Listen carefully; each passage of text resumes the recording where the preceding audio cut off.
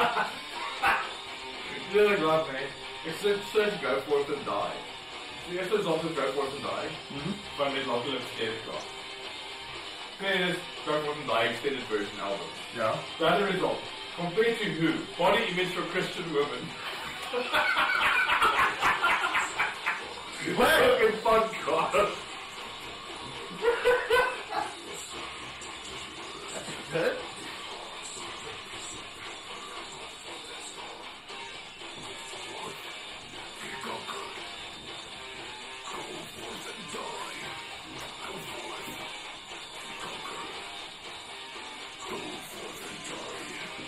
As jy actually serieus gekyk het, hierdie song gespeel het met iemand van graduation. Okay, julle het ook graduate, jy speel 'n song, go forth and die. I also think best as awakens this episode, man. Maar ja, moving on. So daar los het soos 2 minute was live. Yeah. There is that. Okay, so we apologize for our delay. We had to Educate. focus on live dog. We have sound! So after We have sound!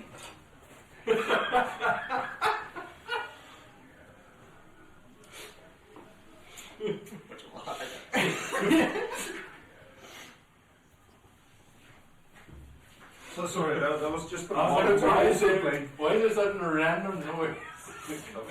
Okay, so yeah, sadly we had to educate Samuel as to who Deathclock is. Still busy. We're still working on it, but we took some time to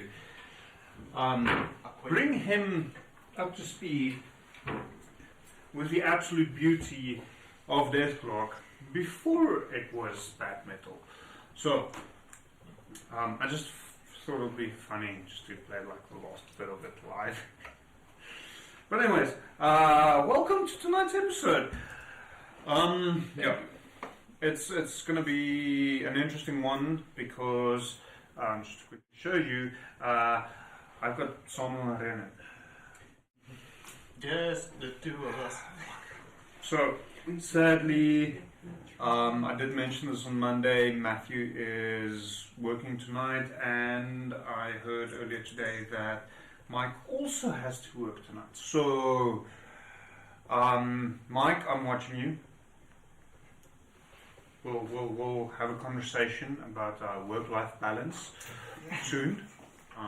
Question is he watching you? Probably not currently, but I'll send him the link anyways. And tell him like just the first like 10-15 minutes is important. But yeah, so sadly they're unable to join us. We'll make do without them, seeing as we're not able to call them in like we did last week or last session, 2 sessions back with Brennan. I say 2 sessions back because we did have a session on Monday exploring what happened to Fallon in the City of Glass, which I quite enjoyed because it allowed me to delve a little bit deeper into the lore of the Actosphere, beyond just this small group of islands that we're currently playing in. Don't worry, it's not a real torch, I won't burn myself. Fuck. It was all show. Can someone grab me a bandage? Yeah, so if you haven't watched that, I think that's actually a very interesting deep dive into the lore that happened in that session, beyond just the general thing. But yeah, I really enjoyed that. Moving on, things that has to be said because we didn't have a lot of time. We wasted it quite a bit already. Trader's Brewery. I am so happy that the last bottle I have in stock of them is the Goblin's Bitter. I had the privilege of repeatedly drinking that on tap on Saturday at the Capital Craft Beer Fest. It's such a fucking good beer. I promised myself I will not go to breweries that I know and drink the beer that I know because I want to taste new beer, and I think I had at least like 3 glasses of this. I can't remember how many. You lost So- count that 3. Say again? You lost count that 3. Yeah, well, I lost count after the third one of this. I'm not talking about the other beer that I had. I think I had 3 or 4 drafts of Wolves of Winter from Jack Black as well, at least. That's not the only beer I had that day. But it was a beer fest, I would hope. Well, I do remember I had the Side of Death from Side Hustle, which was beautiful. It's also always one of my go-tos when I am at Gapplecraft itself. I had... What was... Fuck, I can't even remember the first brewery we stopped at. But they had a Schwarz beer, a dark lager. That was decent. Someone bought me some Erdinger Dunkel. There were shots involved, and beyond that, I don't know fucking clue. So, we'll drink to that. Skål. Cool. Just for those of you who are curious as to where you can find said Raymond's beer, the link to their website is in chat. It should be in the description on YouTube. Yeah, go visit them. I know at least Brennan has stopped by there repeatedly. Samuel has stopped by there. The meat is good. They're not good alcoholic beverages. Just in general, just go there. And obviously Jan and Gerard is phenomenal people. Then also, just as a reminder, all these wonderful laser cut stuff we're playing with, I make, and they're available for sale on my website, Brink Designs and Displays. And if you follow the link here, there is also a discount code that you can use to get 5% off on your purchase. That is applicable to anything, both in stock and out of stock. Items for the entire order for the remainder of the year. The only limitation is on shipping. Sadly, shipping is what you give me in order to pay someone else to do that, so I can't actually do a discount on that, so that's a little bit difficult. But yeah, let us get into tonight's session. So last we left off, it was quite an interesting setup. Then I'm assuming you want these. These bag explosives. Give me my babies. So I'm also, if I'm not mistaken, both of you actually has inspiration. Yes. Never gonna use it. Just as a reminder, and I'm warning you, we are nearing the end of the campaign, so you might want to think about using that at some point. Damon. For context, I have received the distance between receiving my first inspiration and using it was Will not be measured in feet traveled. no, it was about 4 years of real time playing. I throw a nat one. Maybe I should use my inspiration. Nah. Nah. So, yeah, last we left off, you unintentionally activated the first of 5 sigils, which generated a beacon from the temple, the Necronium temple on Glikia. And you managed to break said sigil, which also stopped the beacon itself. Just backtracking slightly before that, Felon, with a steel defender clasped onto his nether regions, You'd sack. His gold nats. disappeared. The rest of the party is not quite sure as to where. We did explore that on Monday with the episode of Felon in the City of Glass. So he is away for a time. So yeah, Felon has disappeared. After destroying the beacon, the lot of you went back to the military encampment next to Scorch View to get some well-deserved rest. And you also got a level up, so if you did not take it, Mike, you might want to do so now. So yeah, long rest, level up. At this point, none of you is quite certain as to where Felon is. As you wake up with the morning sun peering over the volcanic island of Adomawyr. The day is yours. What would you like to do? I'd like to go fuck some bitches, please. With what exactly? Well, I was hoping you'd ask. His new infusion. I cast Alter Self. Yay, repeat from session 1. Actually, recently discovered that was session 1 and not session 2, as I quite often thought it was. People just jumped in on the action in this series. Yeah. Why keep them in suspense?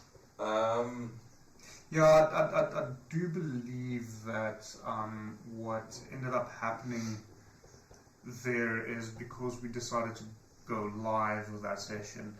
People were a little bit freaked out. I was like, okay, wait, how far can we push this? And we took things a little bit too far. Yeah. Well, not far enough, but we have some plebeians. I have people watching the stream who do so late at night because they are unsure of how to explain what happened in session 1 to their parents. Like any anime, when you watch it, fine. When your parents walk in, it's the most disturbing scenes ever. It's the same with like playing The Witcher. Yeah. It's like there's these vast open areas where fuck all happens. Gruesome monster. No, they have to walk on you. And then it's like these small snippets. And then parents walk in. Yeah, you and the witch on a unicorn. Don't get ideas.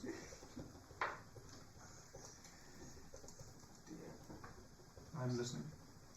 Yeah, thanks. Sorry, you didn't sign up. Come on.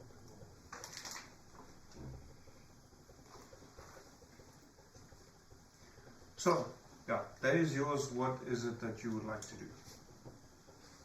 Not episode 1.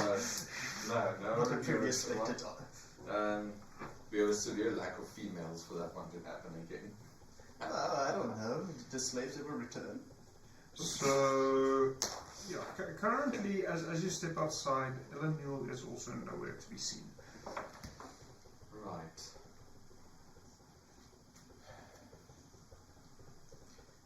Where did the woman go to? My guess is probably to go find her brother. Oh yes, the phallus lad. Yeah, the one who disappeared. I want to say, go get her dog over there. Yes, strange that he is back, but Fallon isn't. I mean, Phallus isn't. Well, maybe his phallus is still in the job. Don't know, so I actually checked that part. I'm not that dog. As I like just gesture to Umia, whereupon he slowly opens his jaw. So there is some blood on his teeth and around his maw, but other than and that, there's nothing there.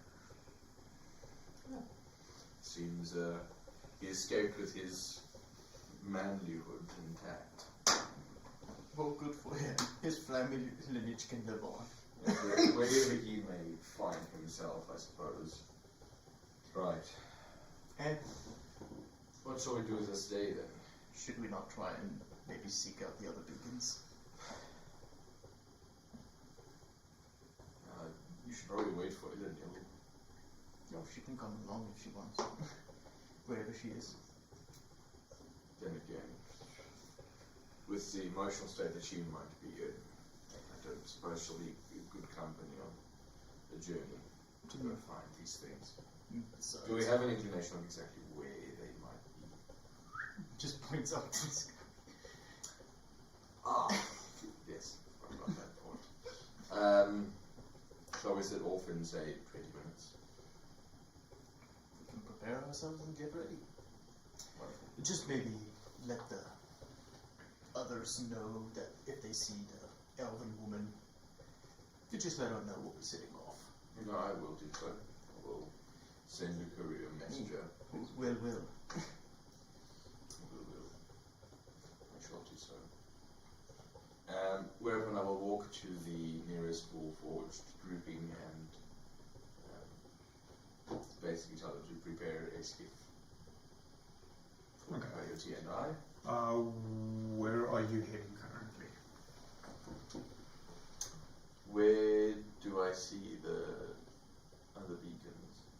So currently the when you finish up the sigil, only there's only one beacon lit, which was the one from the Necronian temple.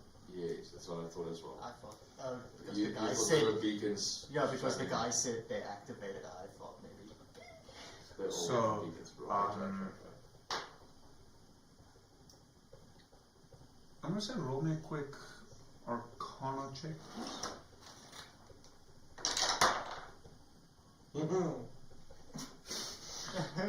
Starting the day off good, hey? 17. Ah, that's actually not too bad. No, I rolled a 6. That's what I'm thinking, yeah, it's like a plus something on.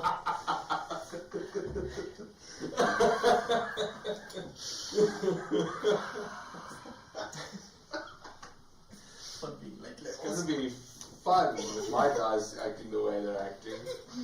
I mean, I guess it should have happened at some point because I had good luck for 4 years. And it's time for new dice.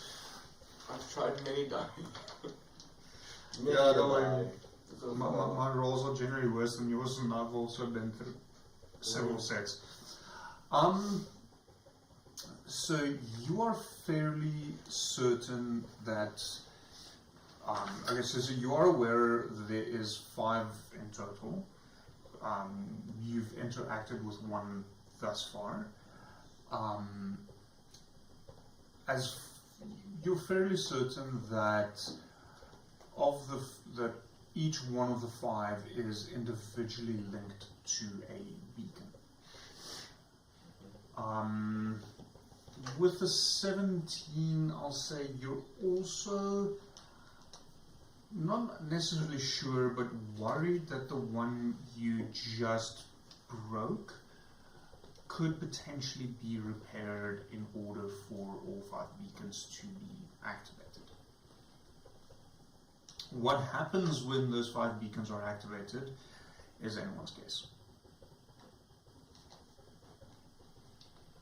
So, the beacons, or the sigils beacons, as far as you understand how it is presently, there's 2 on Glikia.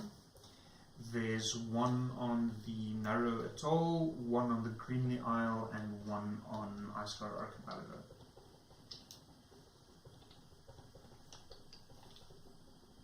Okay, so I mean 2 on Glikia. Yeah. 2 Glikia. 1 the Narrow Atoll, so that's directly south from Glikia. 1 on the Greenly Isle, and 1 on the Icecar Archipelago.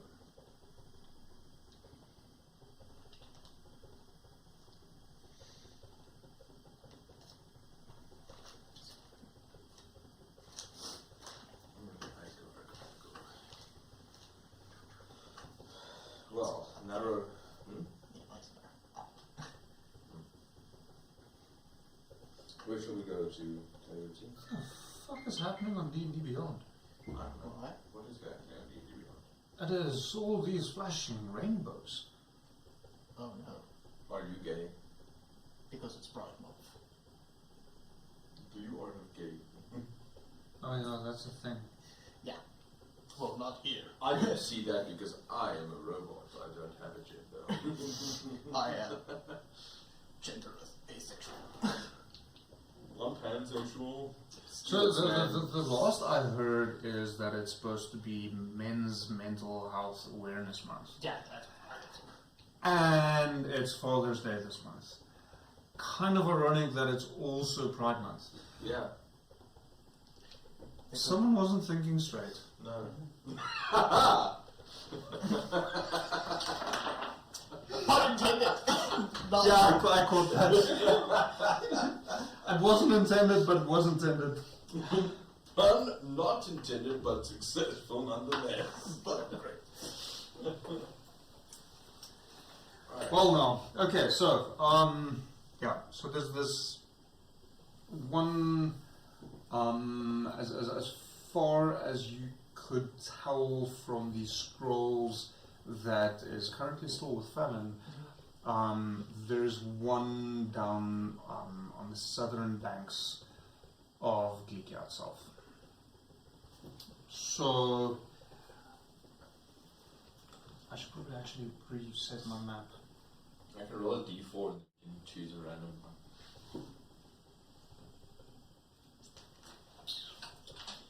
The safest option would just be to stay on Glikia at the moment. I suppose.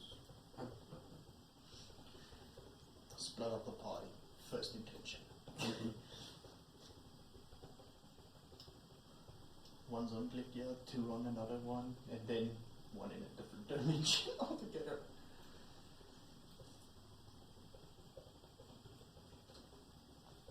Let's see. And 4 is Ice-Core. Let's see where it would have sent us if we did the roll. Remember, if you roll a 1, you start to get a push. Yep. That's a 3, which would have sent us to the Green Isle. I don't think we have been able to do that else. No, you haven't. Yeah. Have you ever considered there might be a reason why I'm putting all the stuff on all these different islands? He wants us to explore that. Okay, so I am aware that it's not quite as bright on the stream. Do we want a flashlight? Yeah, sure, let's try it. I might need to add an LED strip to this. Oh, that actually like completely blanks it out. Softer. Still. Right. Yeah, it's just. If all else fails, do the distance technique.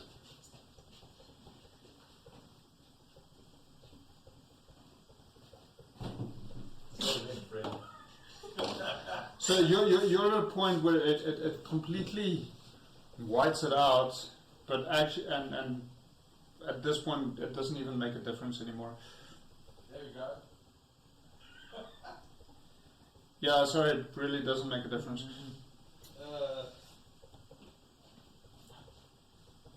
That does. That helps.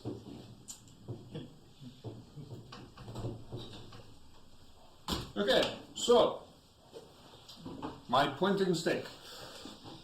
Is light stick something that we're not allowed to say? And whacking stick. Okay, so you were round about there on Glikia. That is where the Necronym Temple was, and the first sigil that you got. The second one, as far as you gathered from the scrolls that Phelan showed you, is round about this area on the bottom of Glikia, on the shore. That's the word I was looking for. Then round about there, where it gets narrow on the narrow atoll, is the third one, the Greeny Isle is pretty much dead center in the forest, and the one on Iskar Archipelago is on this island, the Hermit Island, with the cave opening. Cool. So, those are the 5 that you are aware of on those islands. Cool. Does that make sense? It does indeed. Thank you. Are you going to remember it this time? No. But I wrote it down. Should I give you a copy of the map so you can actually make notes on the map itself? I mean, that sounds like a good idea to me. I should have a digital version of it somewhere. I'll send it to you. It's load it in as a separate PDF and sketch on it so that I can have all my beats. Okay. Is it in mark with a green cross? This is where I blew up that. This is where I blew up that. So there is actually marks on the map of where shit happened. Yeah, and the drowning of what's her name again? Gaia. Man. So the portal's also on there. Yeah, big portals. I think we never did the explosion from the Inferno. So that is actually the first encounter the party had with sea creatures, which I think is before your time. The portal and the water. No. Or the portal to Vattenheim. So the portal is the portal to Vattenheim. I was there. I'm talking about the sea monster dragging the ship down. No. I think that was before your time. Reminiscing of how long this campaign has been going on. Okay, so what you doing? We're going to the Glikia sigil location thing. We're going down under. To London. There isn't actually down under in this No. universe, No, we are going unless you're south. talking of the Underdark. But No, we are although you won't be wrong. No. Where all the bad stuff happens. Just like Australia. You know, all the dangerous, venomous, poisonous things trying to kill all the monsters. So we're going to the southern side of Glikia. Okay. Roll me a survival check as a group for shits and giggles.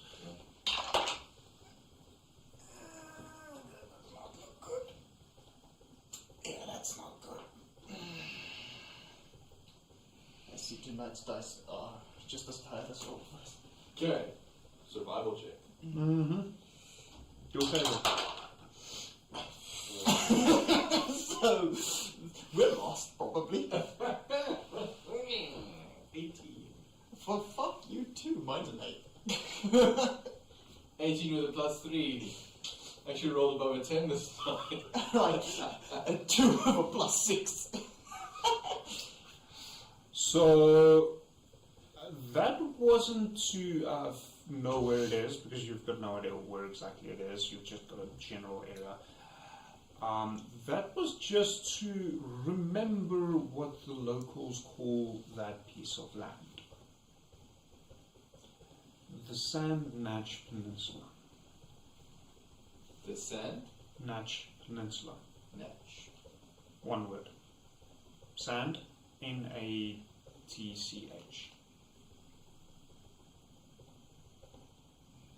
You've seen this on a handful of maps. Most of them somewhat rudimentary due to the age of the islands, but yeah. Right. So I told the Warforged to prepare a skiff for us. Okay. I shall take 3 Warforged with on the skiff, if I may. Okay. Do you have the stats with you? Or should I send them to you quickly? Did you send them to me? Colossus and Titan, yes. But not the... I don't think the regular Warforged, no. I don't think so. So from tiny, small, medium, big, even a large. I hate this rainbow flashing. I'm pretty sure you can turn it off. I don't know God. Are you using the app or the browser? Browser. Yeah, it's on your app. I was using the app as well, was doing it. I use both. I use browser now. Don't get what was it? Gravity Falls episode where Coco Stan opens the window and it's just rainbow.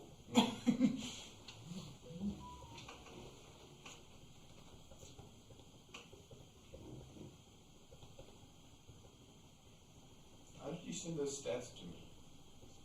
Mitch. This tablet's probably. It's way before the tablet's time. Being all fucky wacky. Can I find it here? I cannot. So I must look for it on the phone. Alright.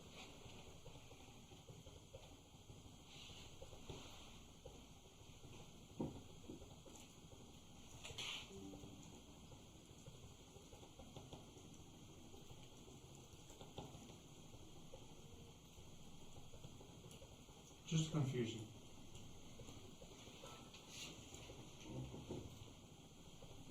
Just to confuse. Well, I was hoping that'll screw up your search. No. My search was already concluded as a failure. So like the rest of my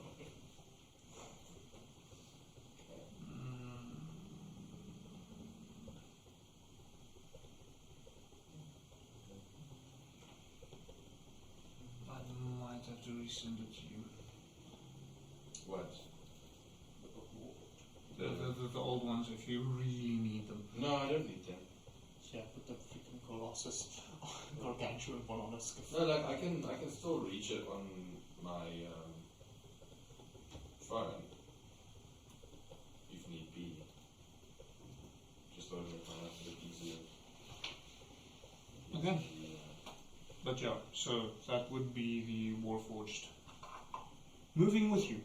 Cool. Oh, the website does not like multi-screen. Mm-hmm.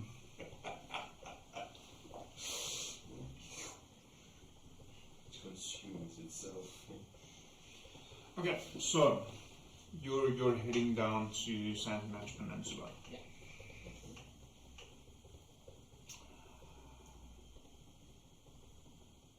Roll me once again a group survival check.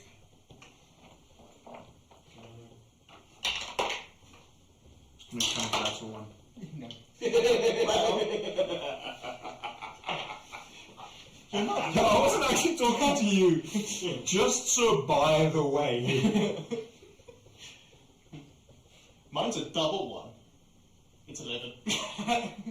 Did you say group survival? Yes. Mm-hmm. Yeah. So When I rolled and I looked, he said to me first. you first. No. I said to him it'll be funny if he rolls a 1. Oh. And you rolled. Yes. So that's a 4. See, with you, it's not just funny anymore. It's not funny anymore. It just is. It just happens now. So that's a 4 and a 17. I think 4 and a 7. Mine's a 4. Yeah, you have a plus Yes. 3. You said you had a plus 3. Yeah. So, Will doesn't have a clue where he's going. You have a better sense of direction, managing to direct them to where you believe it should be. And at one point, you observe some lines in the sand on the beach itself. From your vantage point, it doesn't really look like anything, but at this point it seems to be the only thing you've got going. Well, it's a jailbreak. Does it click in? No. Stay. Okay.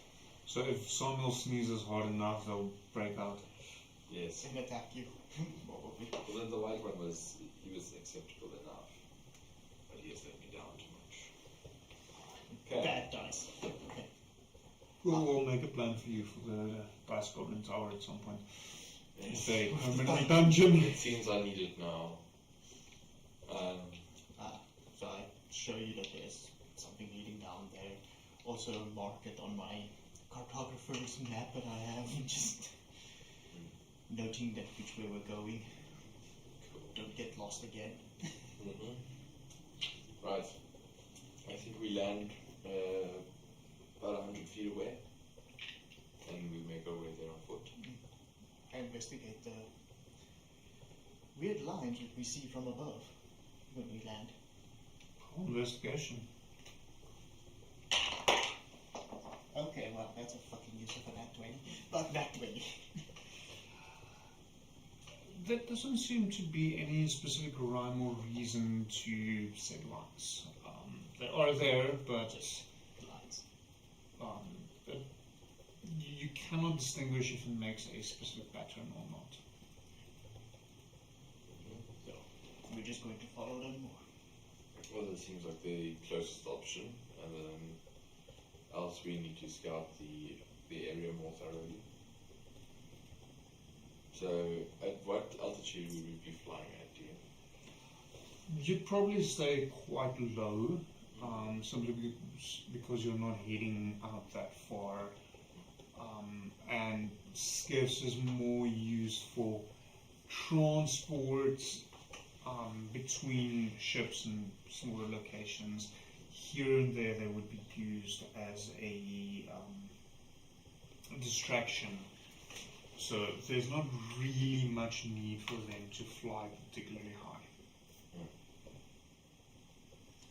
Right. Shall we scout the nearing areas? Sure. So, Dean, we'll just do a scout run, basic circular pattern scout run for about 200 feet from where we saw those lines in the sand. Okay. Just in a spiral outwards, doing a quick search. Roll me a perception check, both of you.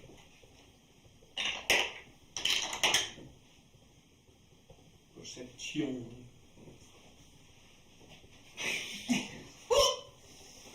Well, Will sees nothing.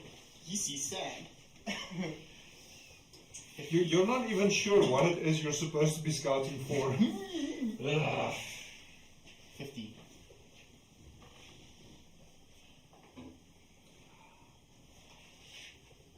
There's some. It seems to be the lines.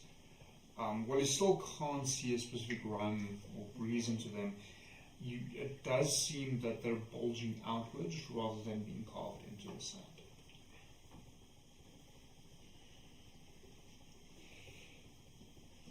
Tell you about this, but furthermore, we found nothing else. I say we land 100 feet away. As we have now done a 200 feet search around, it's where the safe spots are.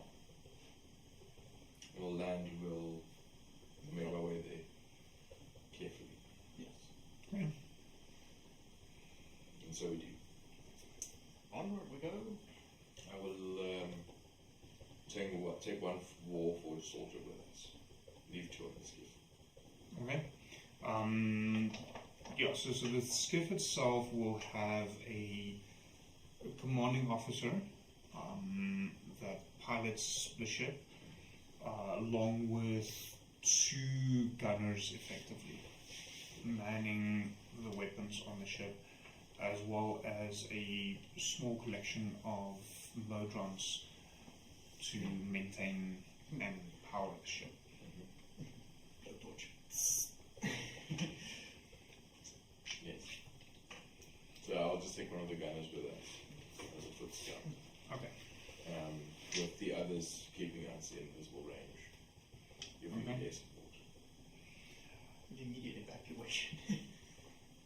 Ring fire from above. Napalm Ron. Scorched earth anyway. So, heading out, Coyote, something feels a little off.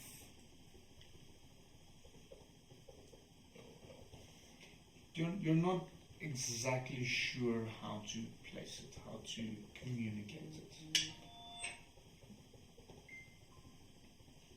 I'm innocent.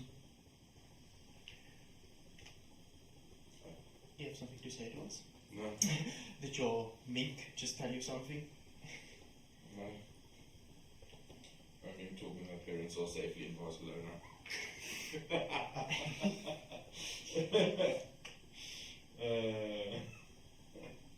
In Barcelona. Alright. Feeling uneasiness. Yeah. We're not near the lines at any point now, or are they still? No, you're fairly near at the lines. That's why you're starting to feel uneasy. I touched the line. Just to make sure. Okay, so from your current perspective, it's more of a bump. The bump that we thought the lines were, just to make sure. There's no weirdness on this. Like, just to get the grasp of the texture of what this is. Sand. Just making sure.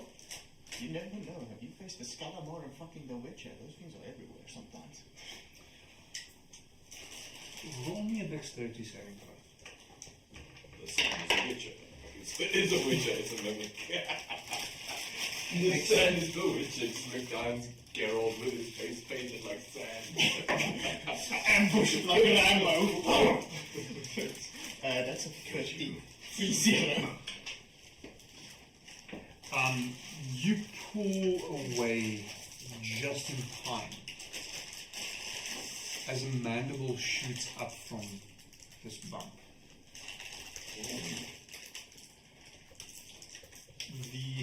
You, Will, and the Warforged gunner look on as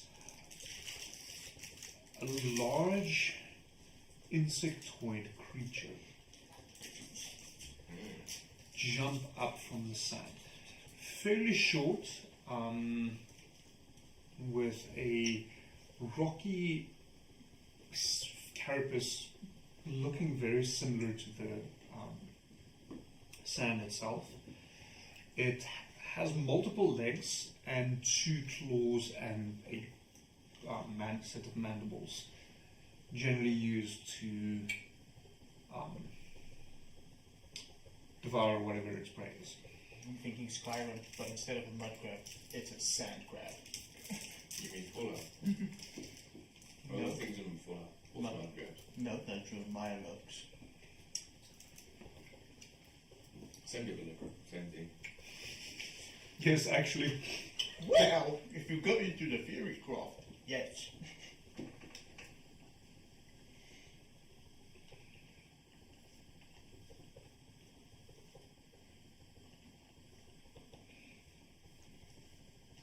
So at this point, would you mind rolling some initiative, please? Sure.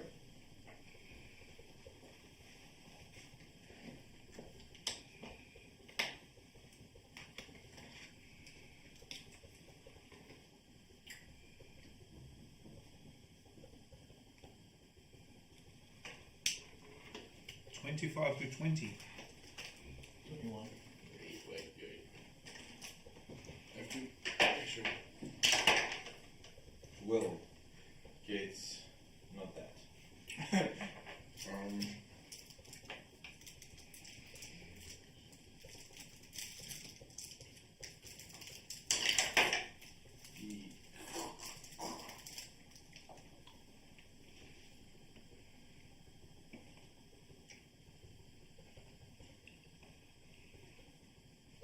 Does this thing just share my initiative? My initiative, like, modified. You add its dexterity modifier. Oh, right, okay. Initiative is basically how quickly you react. So it's Yes, dexterity makes based. sense. Yes. I'm guessing that's worse than will. Both are worse than all. 20 to 15. 15 to 10. Oh, Will has 12.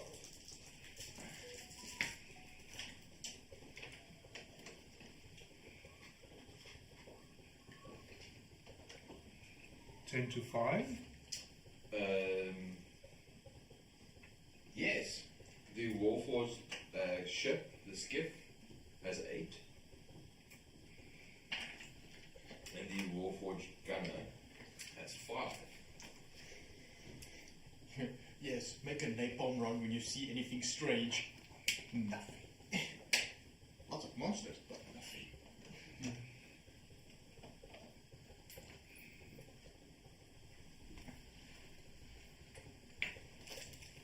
Okay, so at this point you are surprised. This is obviously somewhat unexpected. Or at least I hope it is. The worst that could have happened was a monster jumped out. And by gosh, a monster jumped out.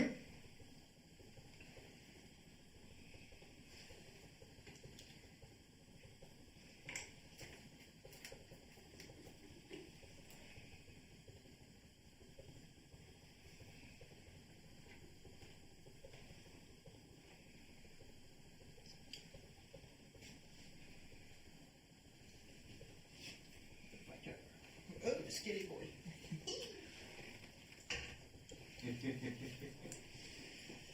We're with boys minis now. So don't be so excited. Just put them somewhere in the middle.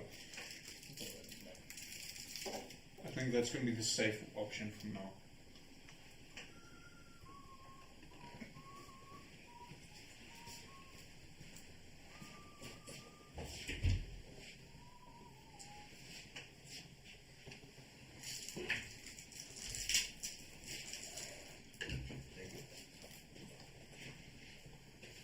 Keep them up behind that.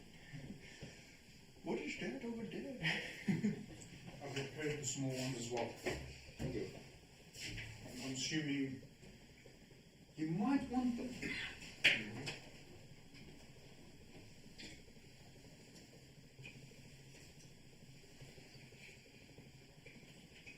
I love how that's just me Yeah. and my ensemble. It gets worse when you're sometimes like a wizard with summoned creatures and familiars and all those things. Or druid or ranger. But see, I'm neither of those, which makes my ensemble more impressive. Yeah, you just have like a party. I have an army. Well, I have a Tinkerbell. We are legion, because for we are many. Righto.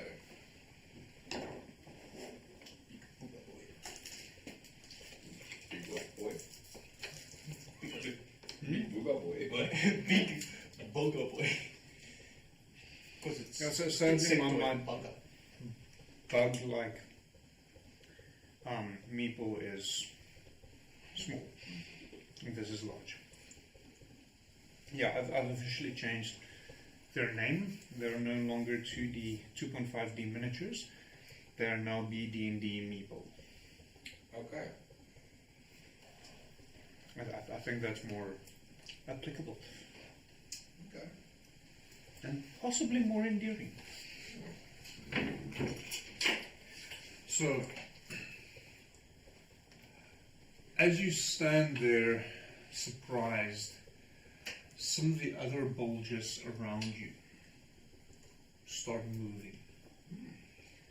You notice the ground bulging up closer and closer to you. Surprise round, so you already tried to grab a hold of you. Top of the round, Coyote, what are you doing? Bonus action to invite my crimson right. Okay. So, damage. So that's extra electric damage on any hit I do. Lightning damage. Say electric, and then fire 2 shots at the big boy in front of me.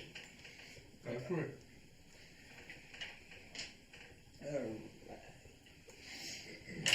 First attack. 25. Hits. And second one. 26. Literally a 14 and a 50.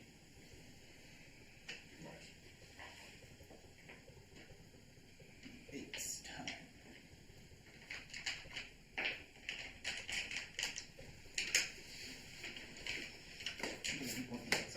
Probably make notes of this, right?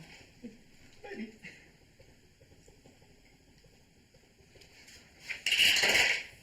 First attack.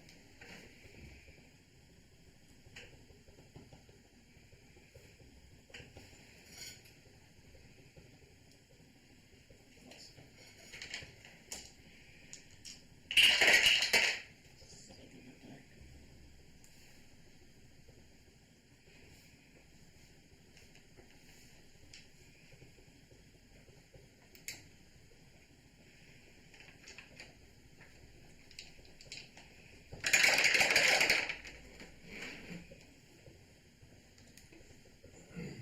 Wil je die doen? Ja, alsjeblieft. Toch een beetje meer gas weer in de buurt te wezen. Ja.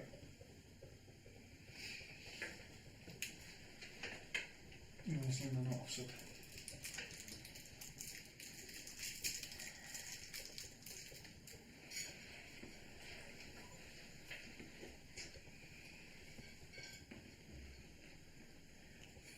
$43 damage total.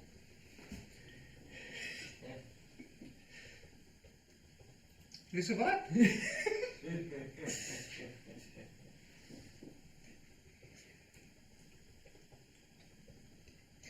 Not 1-1. I don't want to do this. Well, let's just say down its mandible with the gun. Hmm? Just close range with the gun, just down its mandible. So you try and shove it into what you think its mouth is, Oh, yeah. and pull the trigger twice, sending shots into its internals. It sounds almost as if the shot itself ricochets inside of this carapace, turning whatever is inside it to absolute mush, and the creature slumps down in front of you, ooze dripping out of what used to be its mouth. Ouch. That's one way of it to go. Just like ricochet inside of him like a pinball machine.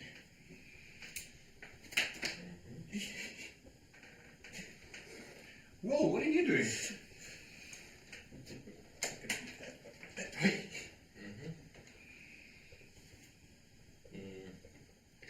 I'm going to just flank a bit more this way.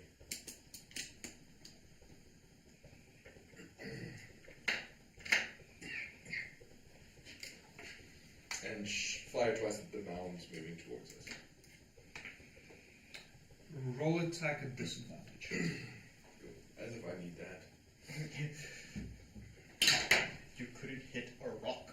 Just like feet. Hey, I mean, it's not too bad. 19 and a 23. At disadvantage. No, wait. That's a 19 and the first one. So, my bad. Oh, this is nice. Maybe it's time to get new dice? 19 and 12. Okay, so 2 shots. So 19 hits, 12 misses. Where does 12 miss though? Does it miss within 5 feet? 12 misses. So you're able to target the sand. It doesn't guarantee that whatever's moving under the sand you hit. Yeah. I'm just So thinking, you won't know that. I'm just thinking explosive radius of the projectile. Yeah, but it could not go off. Remember, it's still sand. So it could just, even if you hit the bolt. It misses out far enough. Yeah. Figured it out. Cool. 19.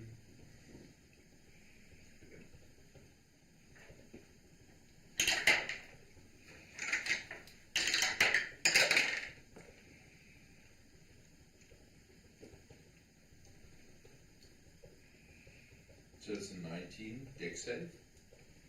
2. Okay.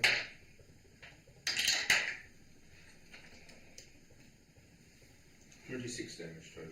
Say again. 26 damage total. Okay.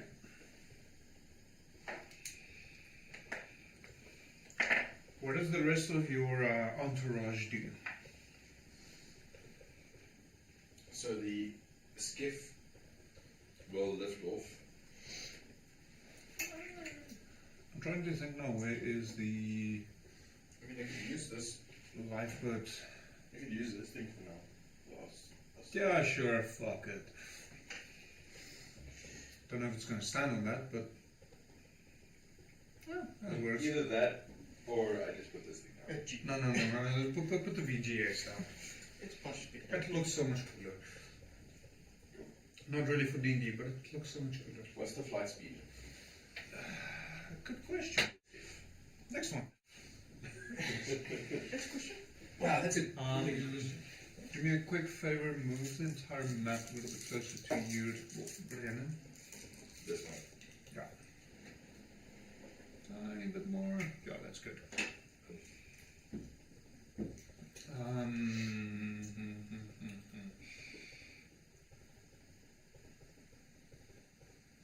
It's supposed to be somewhere here.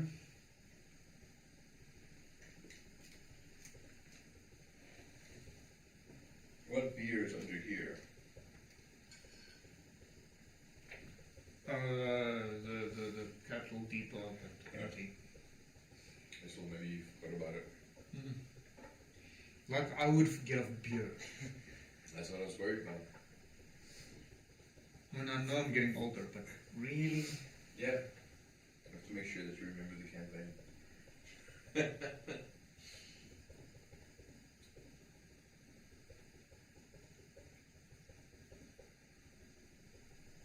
And that kind of sounds like what this would think it sounds like. Yeah.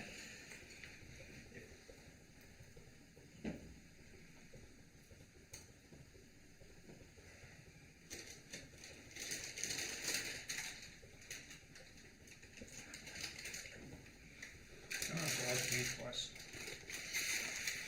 No, I already did. So. No, you asked me for a second time. There's a difference between asking me a second time and asking me twice.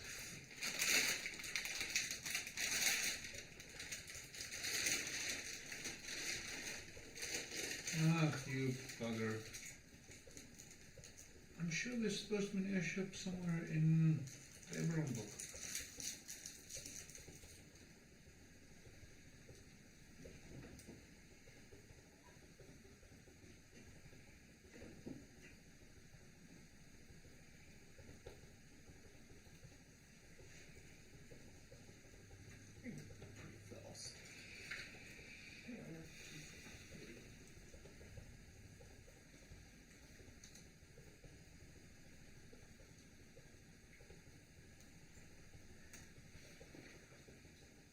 Um, 60 feet per round.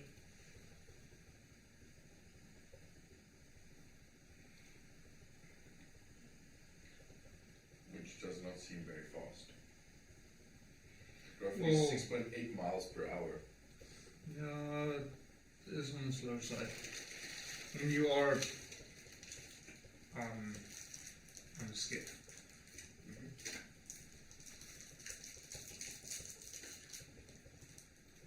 Imagine if a car only did 50 kilometers an hour. Not even like 10.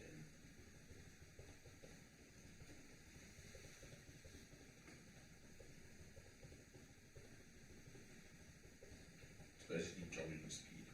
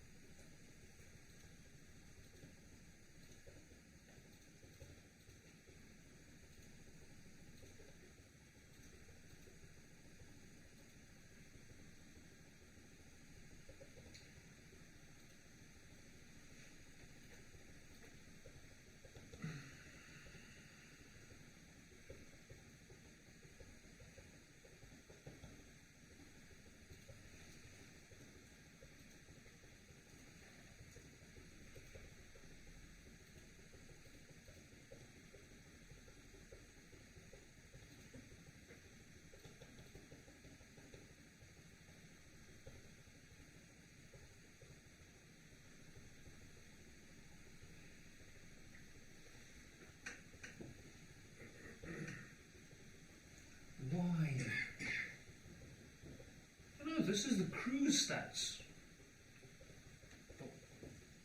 But not the actual ship stats.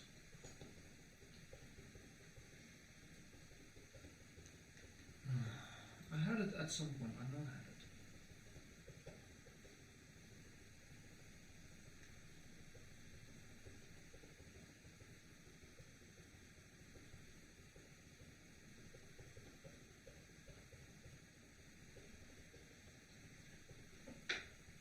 See, it always works this way.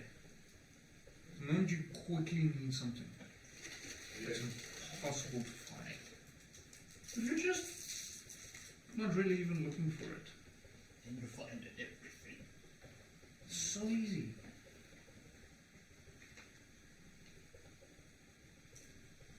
Ah, for fuck's sake.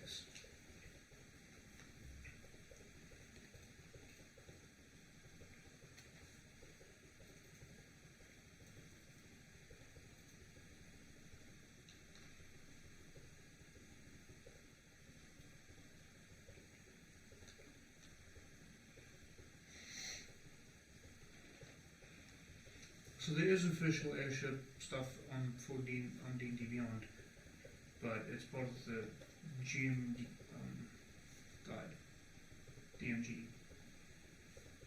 Okay, let's see here.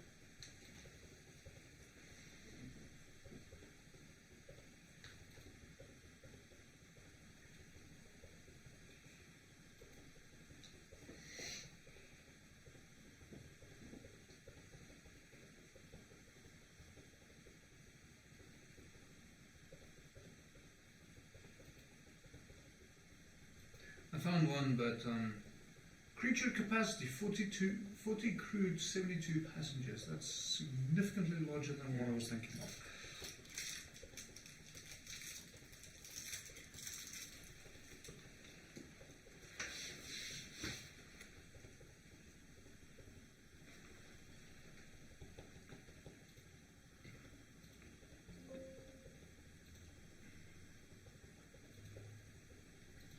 Something from Spelljammers. It says an astral skiff, but it's a huge vehicle.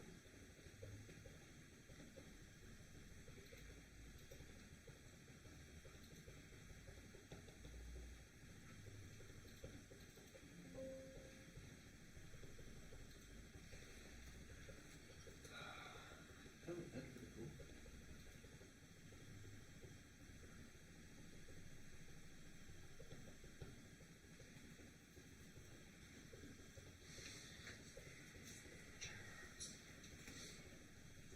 Apparently, I will be spending the next 2 weeks building my own stats. From what I can tell here, the closest would be 120 feet. I have something similar. That's 1 feet. It says 135, but for every crew member missing, which it has to have 3 of, it reduces the speed of 45 by 45. So as you left 2 there, it should be 90.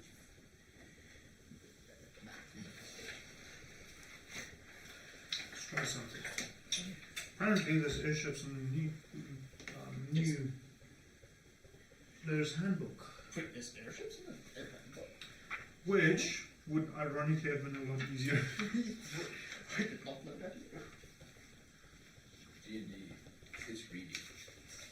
It mostly is. It's math and reading. Shiny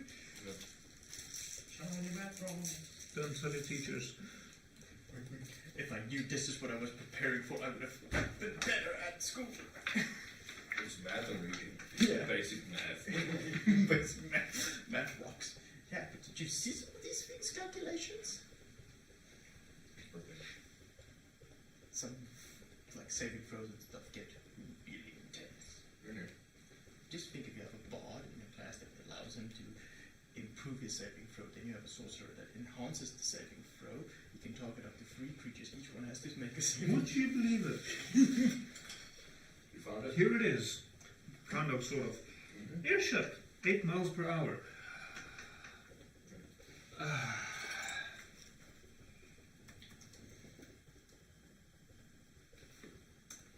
Now I just need to find a speed converter. Well, for is 5280 feet in a mile.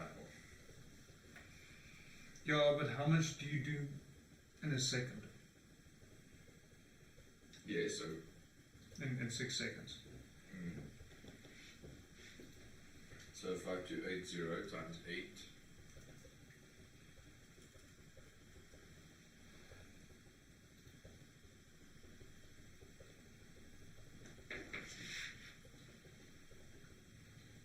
Five, 2, 8, 0 times 8 equals 70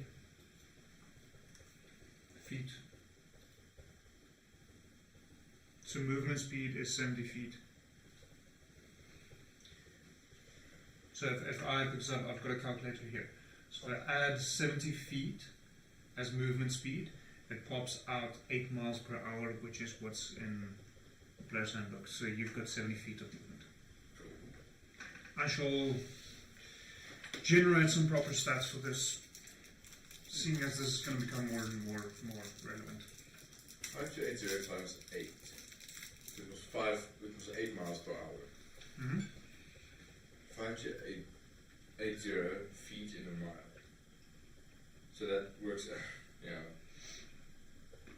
per second. Remember, we're in combat. 6 seconds. You have 70 feet of movement.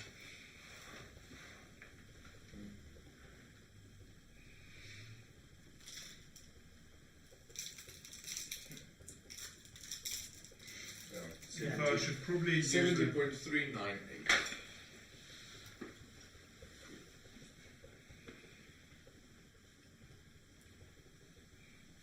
although keelboat's probably more applicable in terms of size.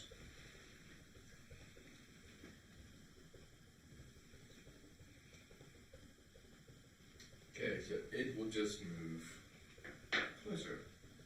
Ironically, an airship is the fastest ship according to the player's handbook. And this counts as an airship. So if you take a wide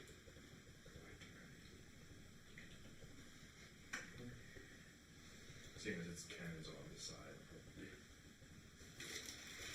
Well, it's only got one that's technically functional at this point because there's only got one crew member to man it.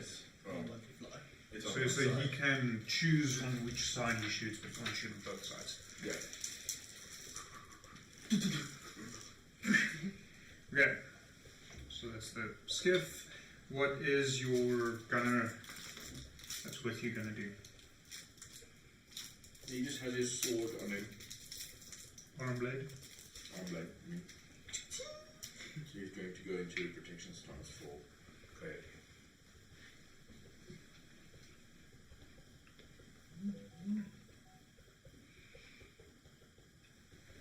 Okay, top of the round. Coyote, you rolled the highest. Yeah, I forgot. Can you believe this? For someone with the highest dexterity, I sometimes just roll the lowest. So I will hold my action for in case one of these things jump at me or at Will. I don't know if they jump out. Then I Okay. will shoot at the nearest one.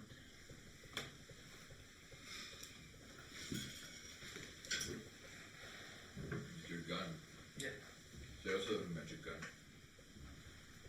So when you're going to reload, I don't know. Ignore the loading property of my gun. right? So, Kind of at which point, what's not there. one does pop out, standing in front of the two of you.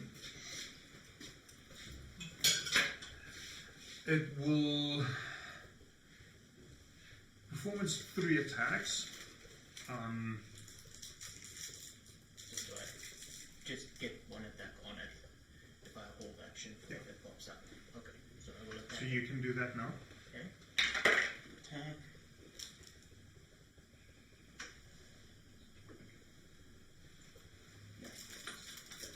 As far as I know. Yeah. It's 14. Yeah, that misses. Huh? 14. One Yeah, four. that misses. Very good roll.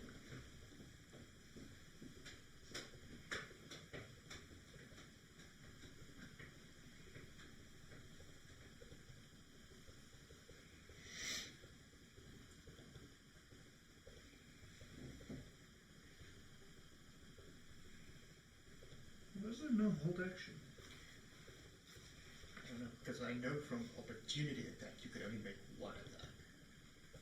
If you even have extra attack. I think it should be the same for hold action. Yeah, because you're using your reaction To do yeah. because it's So that's what I'm thinking. Only one, but I am. It would be good to just make sure of that.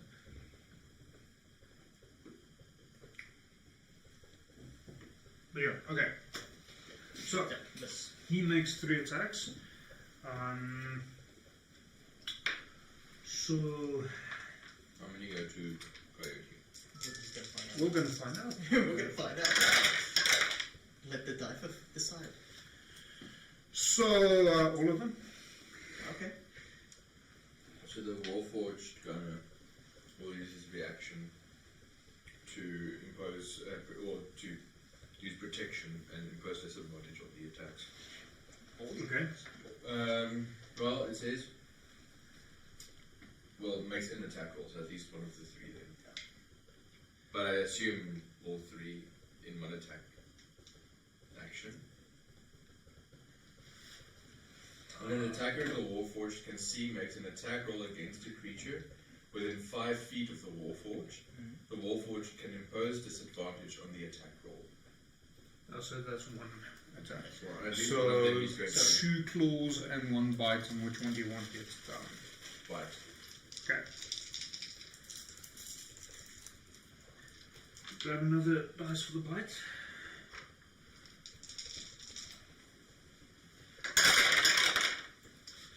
Disadvantage on the bite, that puts me on a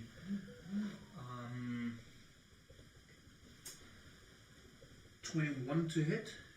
Disadvantage, damn! I rolled a 16 and 17. Oh, no, you did it. And then both the claws, I don't know how, is a 24 to hit. And if the first one hit, the others hit. So all of them hit. Okay, so Right. Don't worry, that's all. What's your modifier to hit? It's a +5. 5. What's the, but you said you rolled there? so 16 and 17, so 16 plus 5 is 21. 16 and 17. And then the 2 claws were both 19s. I thought it was 16 and 7. I was like, No, 16 and 17. No. cool. There was a teen in Okay, so the bite. There it is. Snake eyes.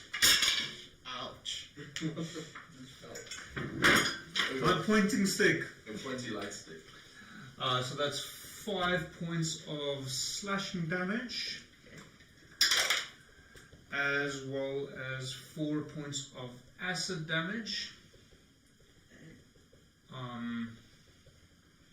and a dexterity saving throw, please. 51. Okay, never mind. He's pretty good with his saving throws on Dex. Clearly. And then for the 2 claws, that is a 8 and a 9 points of slashing damage. So 17 points of slashing damage. Yeah. So they're a little bit squishier than other monsters, but they hit hard. If they hit. If they hit. Quick question, DM. The projectiles from the skiff, are they explosive? No, it's just straight projectiles. But your explosive is a special feature. But the stick round, non-explosive. Just making sure if I shoot it, it won't explode. It's fine. I have a good saving throw, like I said. Not a good barrage of explosives. Listen, even if I throw a 1, guess what is my modifier on the saving throw? 12 plus 2. So it's a 13 if a 1. Okay. So, moving on. And another one. And another one. This is the dead one. So Yes. Cosplaying DJ Khaled over here. and another one pops out. Another one. A display saving Okay, so another one pops out. There's no more hold actions or held actions that I'm aware of. So 2 claws and 1 bite between Will and Tink. Mink. Well, Mink is technically speaking still on my shoulders. It's not a separate flying entity. Okay, so then everything is on you. Yes. Yeah, because this one then shouldn't be.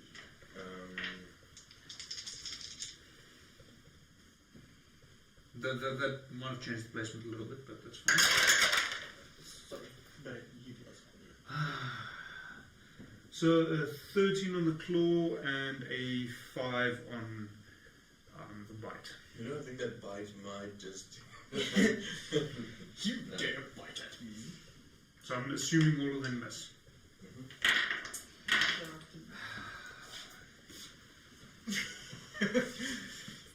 There was a natural 1 in there as well. Oh. The DM actually wants the players to do the more push-ups, and then he's like, ah, dang it. Well, I think realistically I roll the most dice in the game anyways. Well, in combat at least. Well, what are you doing? Seeing as I can't do anything to you. I'm going to unsheath my flame-tongue longsword. Okay. And seeing as I have almost no experience with swords, I'm just going to quite literally go...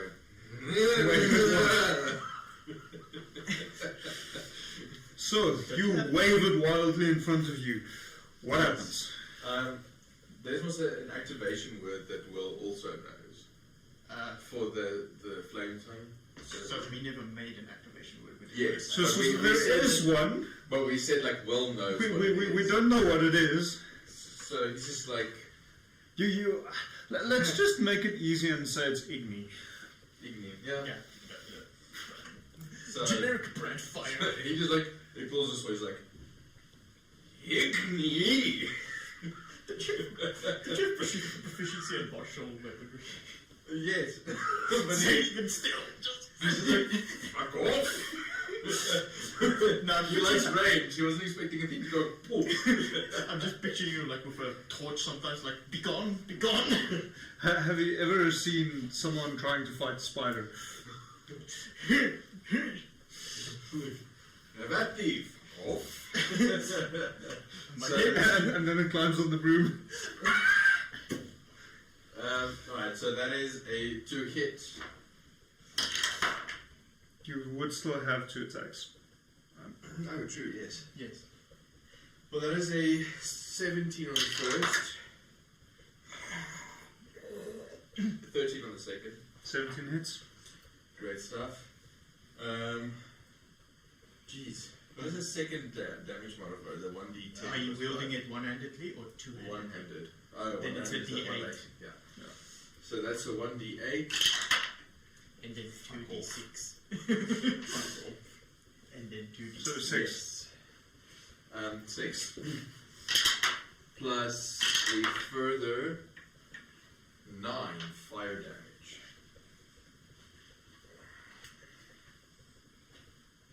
Yeah. The longsword has the versatile property, so you can wield it one-handed or both. Yes, that makes sense now. You can see I'm not very So- experienced in swords. He is not bloodied. I figured. I can't cauterize the wounds. I made them and healed them at the same time. Okay, Mink and Ulmir. Ulmer will just step closer. Position himself next to me. Mink will stay on my shoulder. Okay, is Ulmir going to attack anything? Is he gonna... Actually, yes, yeah. He's going to attack just force and powered rend. That will be... Instead of I stab at thee, I bite at thee. Force and powered rend is a force damage. He just like shoves it essentially. That is a 13. 13 misses. Okay, your gunner on the ground. Sorry, skiff. Skip first. How many? I don't know how stats for a skiff. How many shots can I shoot per turn? I'll say 2. 2 shots. There's no stats for that, so I'm going to making this up on the fly. We'll have something proper next time. The skiff will start orbiting the battle zone, and will fire 2 shots at the creature in front of Will. Okay. I'm gonna say you can add. So take the stats for the Warforged soldier that I gave you. And on his to hit, because you should have a ranged attack option. Yes, javelin. Yeah. So take that. Add +2 to his to hit modifier, and for damage based on what it is, I'll say a D10 +4.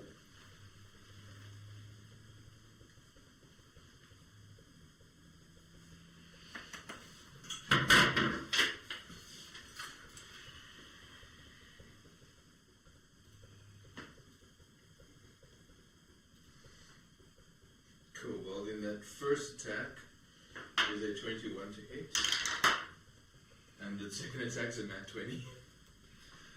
Okay. So both hit.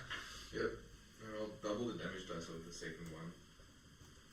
So that should be, what, 3d10 plus 8, because... No, 3d10 plus... Well, does the... It's plus, just the dice. so it's just the dice that gets doubled. Yeah, just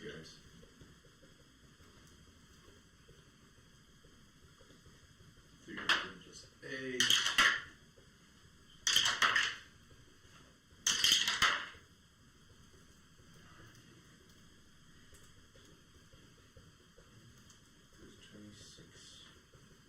There's 26 total damage. What was the hit modifier? Plus 7.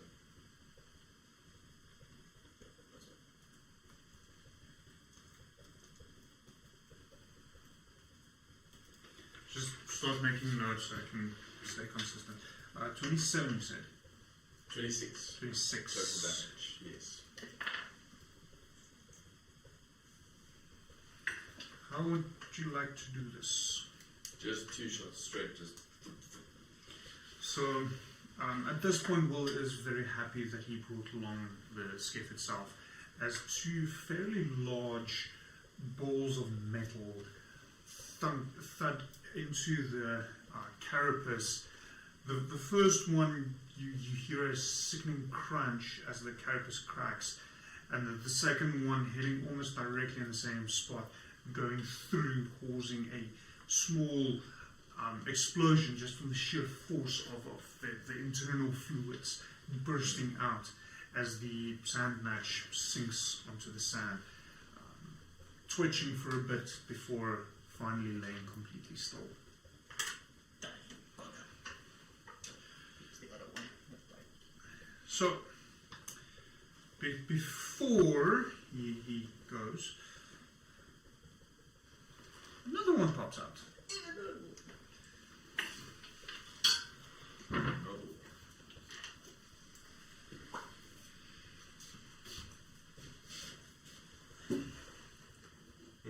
Oh no. Directly behind him. So, we'll be using the same methodology to see who gets what.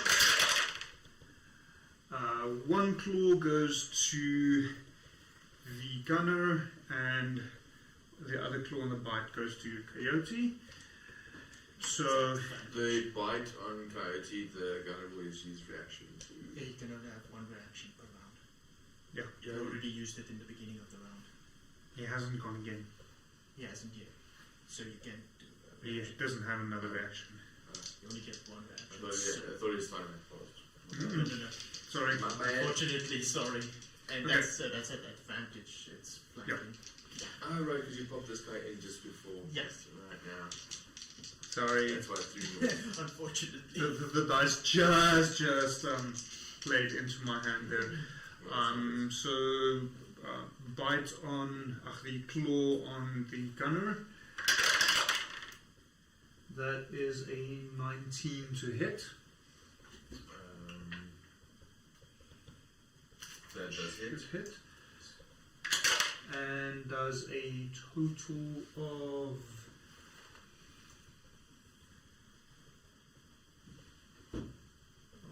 stat block.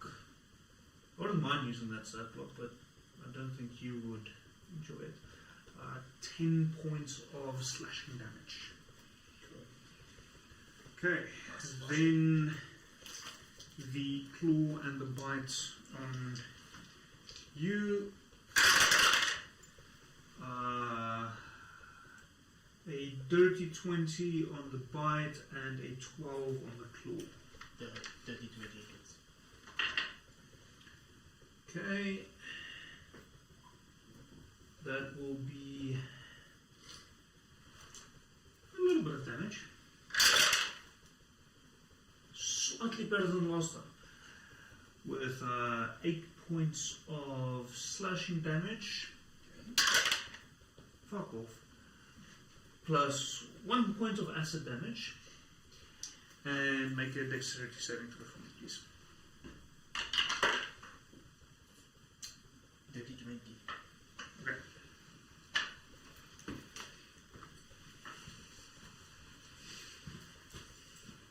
I think I'm still higher up in push-ups than you.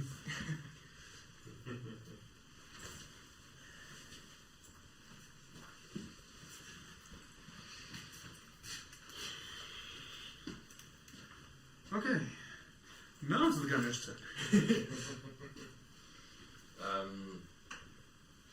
He will turn and attack the one behind Okay. Chopper with his arm blade. Excuse me, 2 arm blade attacks. First attack, nope. Second attack, nat 20. Okay. This one was a grand total of 7. It's a little bit too little. And then a nat 20, so that kind of makes up for it, right? And then it's 1d6 plus 3 per attack. Double your dice. So 2d6. Wow, 2 2s in a row. I'm fantastic. So that's 7 slashing damage. Okay. I slash it. Is that it? That's it. Okay.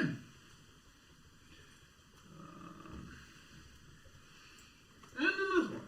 Another one. You take care. These things are hungry. Yeah, well, there's not a lot of people coming past this way. Okay. We'll let the dice gods decide. One claw goes to Ulmer, the other claw and bite goes to Will. Ulmer will impose disadvantage on the bite attack on the rolls. Okay. So the claw on Ulmer, that is a 15 to hit. Just hits.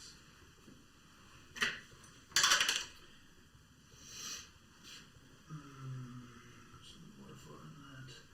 13 points of slashing damage.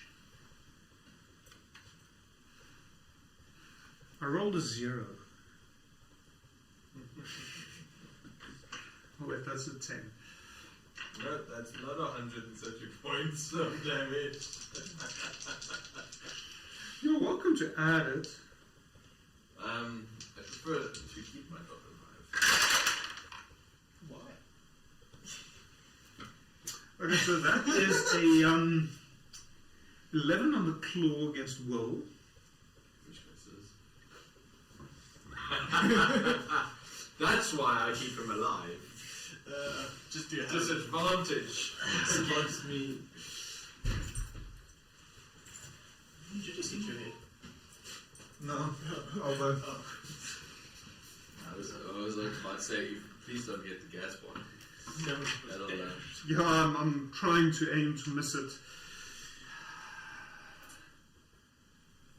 I should probably rather do something like a pull-up bar for me here. Just to change the exercise I do, and then I don't have to sneak around all the time. I don't know if you want to see more of you actually when you do a pull-up. So.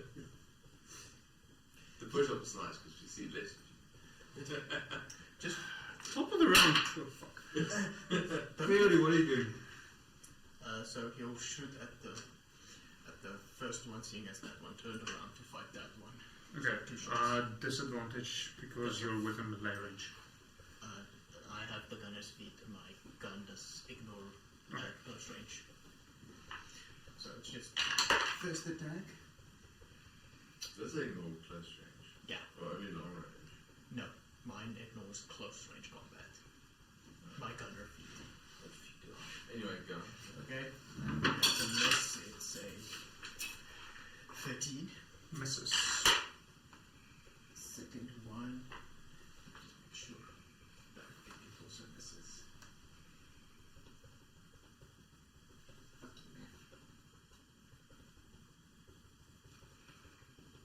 Just to make sure. 60? 16. Yeah. Yeah, that hits. Woo! Oh, interesting. I never knew this one. When the steel defender uses its deflect attack, which I just used, the attacker takes force damage equal to 1d4 plus 5. It's part of the features I got. Oh,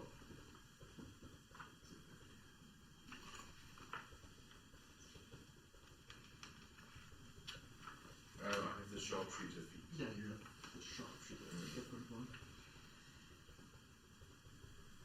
17 damage in total. Which one did you shoot at?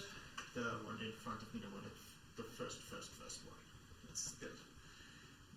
Second one, you mean? Yeah, the second one that showed up. 13 damage.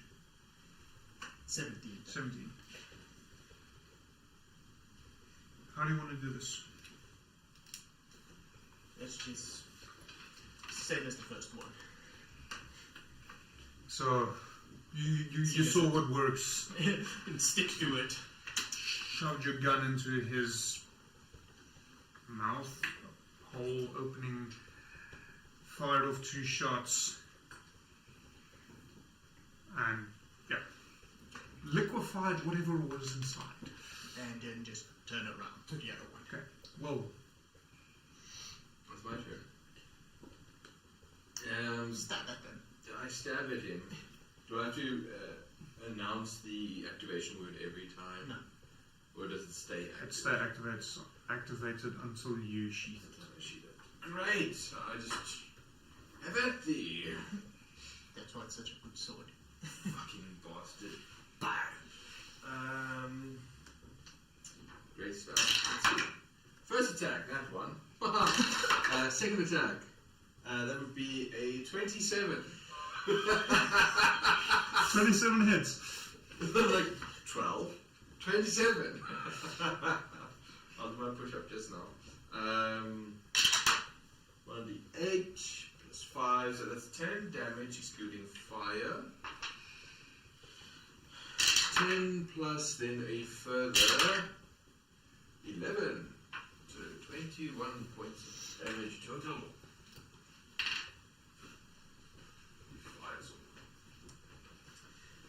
Okay. And once you've returned, what does the skiff do? The skiff will fire 2 shots upon the one that is in front of Will. Okay. Well, 1 shot on the one on Will, 1 shot on the one in front of Coyote, actually. Okay. 1 for each. So the one on the front of Will, that is a... Plus 7. Yeah, 25. Hits. The one in front of Coyote, that is a 21. Plus hit. We said it's a D10. 1d10 plus 4. Yes. So the one in front of Will takes 5 damage. The one in front of Coyote takes 11. Can I just permanently sit here? It's like we're in competition tonight. It's like literally just me and the DM just sitting here on this side of everything, ready for all push-ups. Okay, so same story with the one behind Coyote and the Gunner. That will be the bite attack on the Gunner and 2 claw attacks on Coyote. One of the claw attacks will be Disadvantage. disadvantage. Okay, so bite attack. That's a 18 to hit. Me. Gunner. 18 hits. How? Snap eyes again. Jeez! That's the baddest roll ever. For the second time in 10 minutes! Goddamn. How? It's like that So it's another 10 points of damage. Not quite. It's a bit less. Lucky you. Well, lucky Warforged guy. That's 5 points of slashing damage.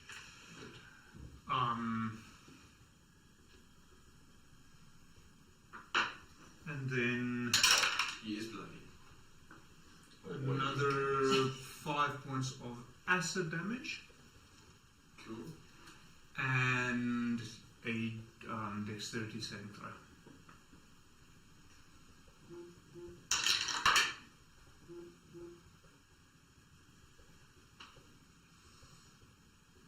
Saving throw is just the dex modifier. Yeah, just add the dex modifier. usually. And I'm 19. proficient in it, apparently. 19. Okay, it's fine. Your Warforged, based on their construction, they're not necessarily particularly dexterous. Yeah, so he's bloody. It's like a new Batman. He's Brink.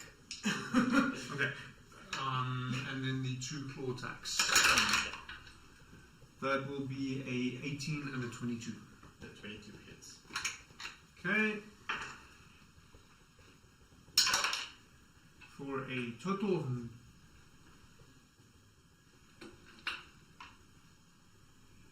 12 points of slashing damage. I just had to make sure if it's the 6 or the 9. Because these aren't actually clearly marked. Yeah, some of these dice sometimes in that life like, what are you? No, so I actually know how to read this dice, but it doesn't have the dots like it's supposed to. Yeah, that's bad. So, I mean, if you look, that's the even side. And you can see the 6 is upright when you do that. And then 9, that's the odd side, and then 9 is upright if the rest is right. It looks like it's 9-9 or 6-6. Yes, exactly. That's what I was like, wait, which one is it now? But it was a 9, sadly.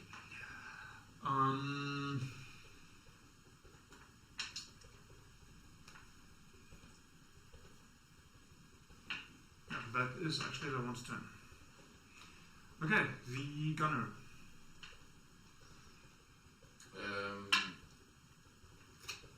She will use.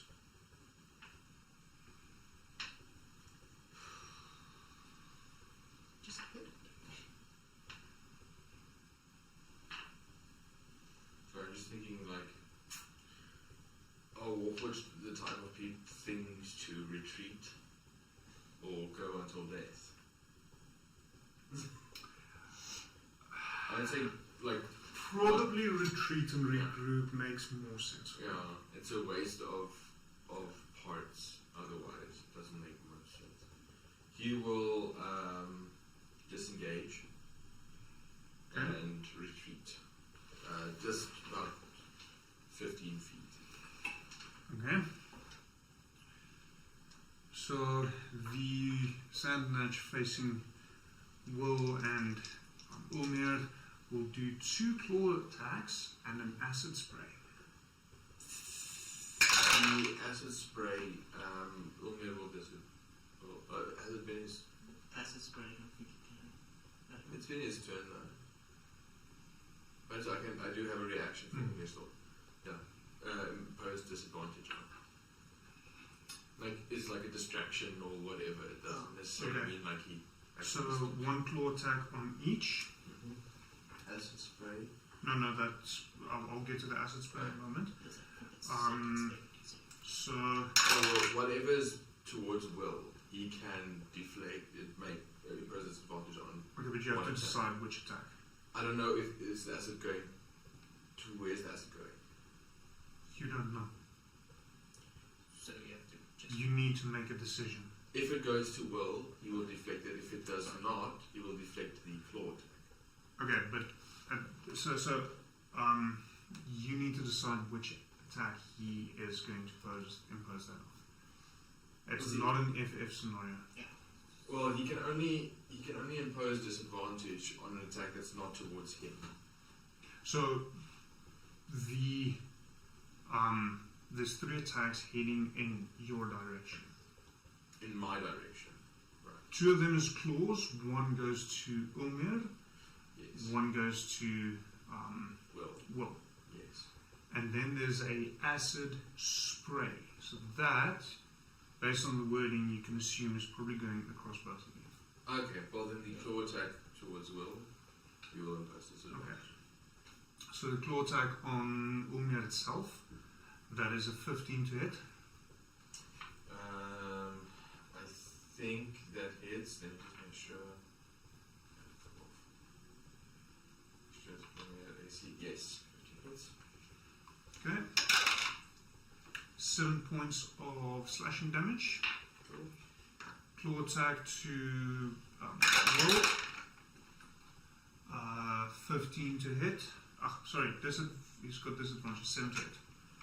This is And then the acid spray, you both need to make a dexterity saving throw. cool. Ulmir's dex 7. Okay. Will's dex is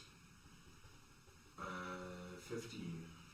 Okay, so the 15 saves, which means you take half damage. 7 fails, so he takes full damage. So that is 10 points to Ulmir and 5 to Will on the acid spray. Okay, top of the round. Coyote, what are you doing? Buck shots at the one in front of me again. Okay. 2 shots.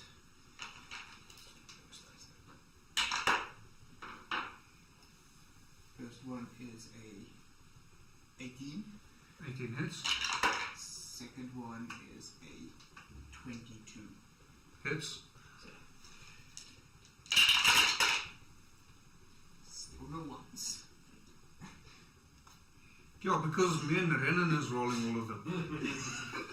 We're taking the attack, the brunt of it for you. I see, so thanks guys. Lucky bastard. I mean, 2 snake eyes in like 10 minutes. Come on. That's 15 on the first attack. Which is what? Still no? And 14 on the one, so that's 29 altogether. Same. So Okay, you know how it goes. he goes bye bye. Well, what are you doing? I'm slashing at this thing with my sword 2 attacks. Okay.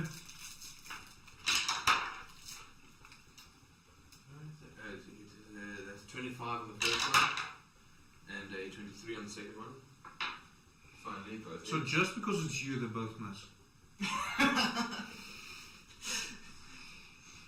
Well, Hit.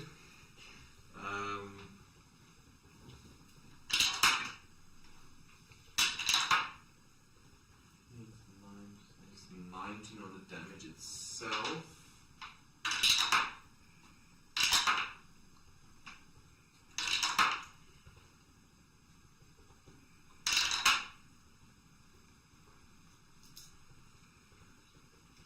That's 30 points total damage. How do you want to do this? Cut it in twain as I bring my body pain.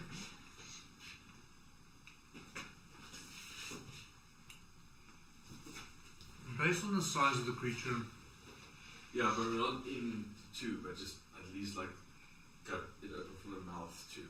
okay, so you're bringing your sword down I'm like lunge bringing it.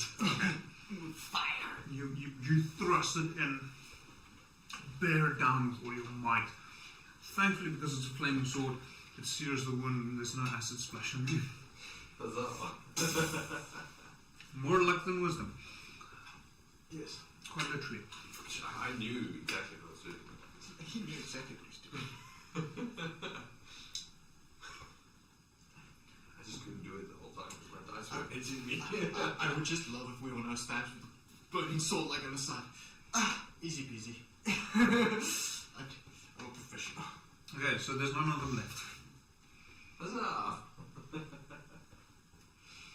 Okay. You go, Ian.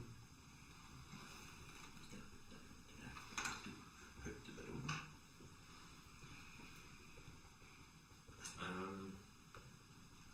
Coyote runs up to the sand crabs and I'm calling them sand crabs to get some blood samples and probably carve out some acid or remove some acid for maybe later use.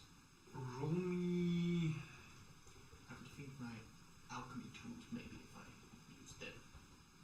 So I think for the blood, yeah, sure, you can grab some ooze. For the acid, roll me a dexterity check.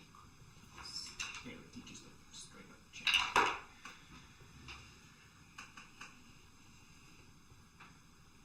Dexterity is a +4, so that's 18. Okay. Yeah, you managed to carve it out. There's still some chunks of flesh around it, which you left there purposefully in order to try and maintain the structure of the acid sac itself. So, Why is it that I notice my voice change when I sit back? in the lungs maybe. No, it's the reverb of this particular corner of the room that I haven't actually ever noticed is different. Cool. Fascinating. Blood. Yeah.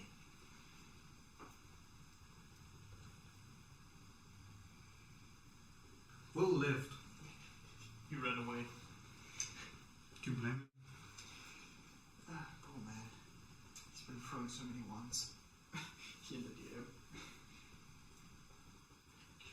I really need to plan to get a count up on What was that thing? full upstream.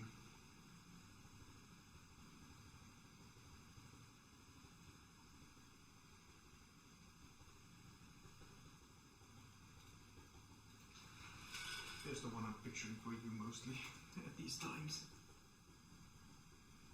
Oh yeah, I saw that. Just ones everywhere.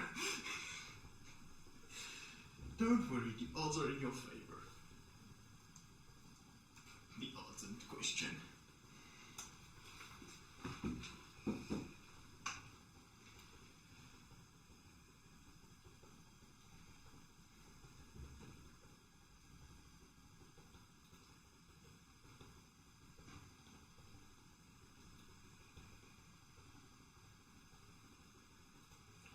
Well, that should make it a little bit easier.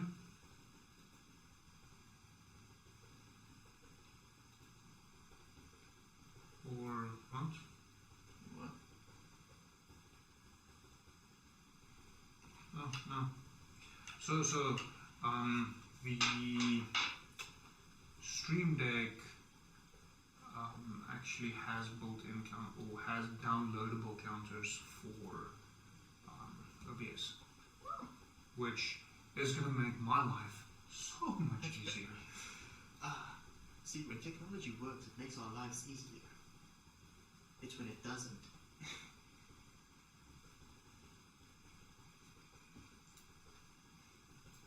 So then I can add a counter to our stuff. It's like, oh, look, counter. Whoever gets the most push-ups, guess what? You get another set of push-ups. That's your prize. Yeah, we'll see how we can go about it. Oh, that's horrifying. Where's Will? Will is basking in his glory of using a melee weapon for the first time. Did you think we should call him in on loudspeaker again? Like, look, we know you're busy, but we're kind of in the middle of something. You can just hear a fart.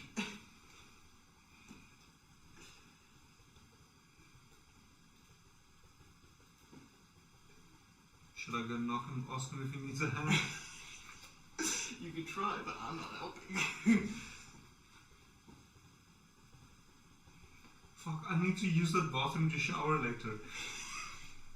Don't worry, he's just giving you a new job.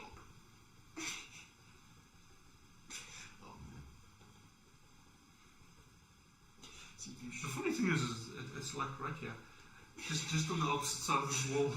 where I work, if you usually go to the back when we are at the computers, there's a toilet just above one of the computers.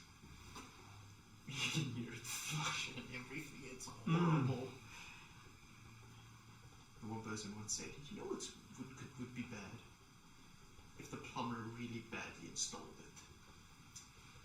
I'm like, "Yeah, you can sit there. No, I'm not going anywhere near that one."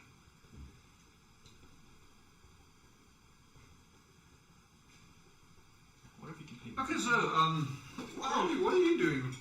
Well, for carving for monster pots and probably regrouping with the party, and then maybe we'll just collectively look around to see if there's any more sand grabs or oddly shaped hills. Oh, there's still a couple of oddly shaped hills in the distance. Some of them aren't moving. Alright. Maybe we try getting around of them stealthily. But we'll first wait. There he is. Is he verlicht en groot? Yeah. He survived. And you're taking a break from the push-ups. So. Exercises gets the bowels Dude. moving. Run away from the die. So what's up? So what are you doing? I was calling. You've defeated the small group of sand natches. From where you're standing, Coyote would have communicated this to you, seeing as he's better at seeing this. There is still some of these mounds in the distance, moving, shifting, suggesting a very high probability of more of these creatures spread out over the beach area. You're now fairly aware of why this area is called Sand Natch Peninsula, and why you're not really seeing anything beyond sand and bumps. So what do you do? Damn it, I wish I had calligraphy here supplies. Just make a sign that says, "Beware." Standing. So do you want to kill more of these things, or shall we go searching for the other sigils? How many bumps do I possibly discern?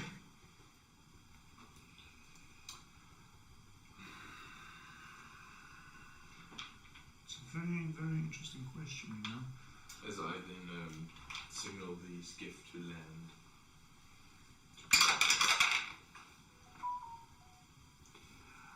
A quick guess, probably around somewhere in the 50s. I think it best to be. Don't start a horde battle here. Right. But where shall we find that other sigil? Only here. I believe we could still make it downwards, just not on the ground. Or too close that they can possibly, Yes. spew their nasty gunk. I'm going to show you the collection of acid rounds I collected. Yes, let's get another skiff and then we'll do a scout along the coastline. See for anything unnatural, maybe. Besides giant hills of crab creatures. So, quick question. Will the Modal be able to repair Umir as well as the Warforged gunner?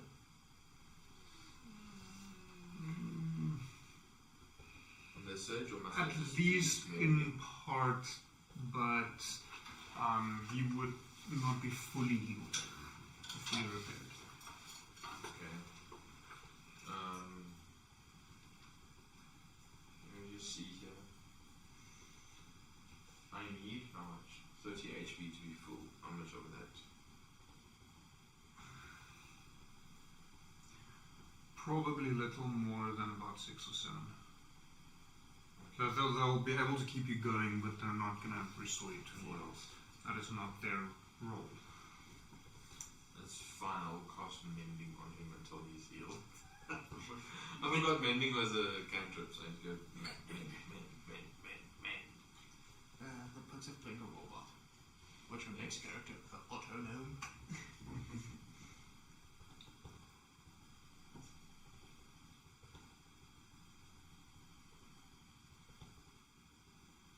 I'm assuming you're fairly happy I didn't find this stat block earlier. What's that block? So I'm just curious. I went to go look up some stat blocks for the Witcher monsters that people obviously homebrewed into D&D. And then just scrolling through it, Sand Monster. Is it that freaking thing from the end of The Witcher 3? So,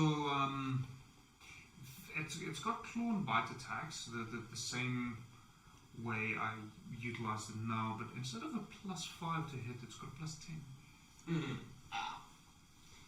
And like the claw, instead of 2d6 +3, it's 3d6 +9.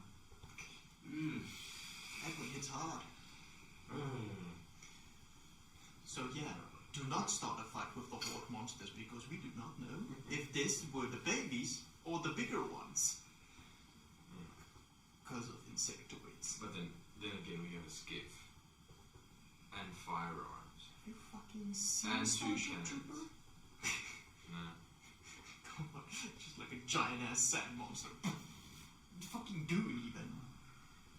Yeah, but It's just a hole. It's just a worm on a sand planet. How bad can it be? luckily this isn't a sand cat.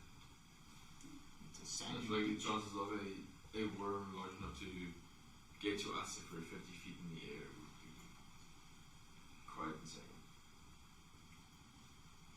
Unless it has wings. Okay, so moving on. So- What are you doing? We're scouting the coastline down south. From the skiff this time. Yes, from the skiff. To see if we can see where the sigil might. Roll a survival check for me. Group survival. I'm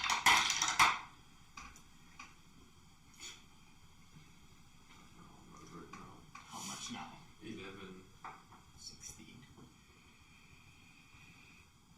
You're not really finding all that much.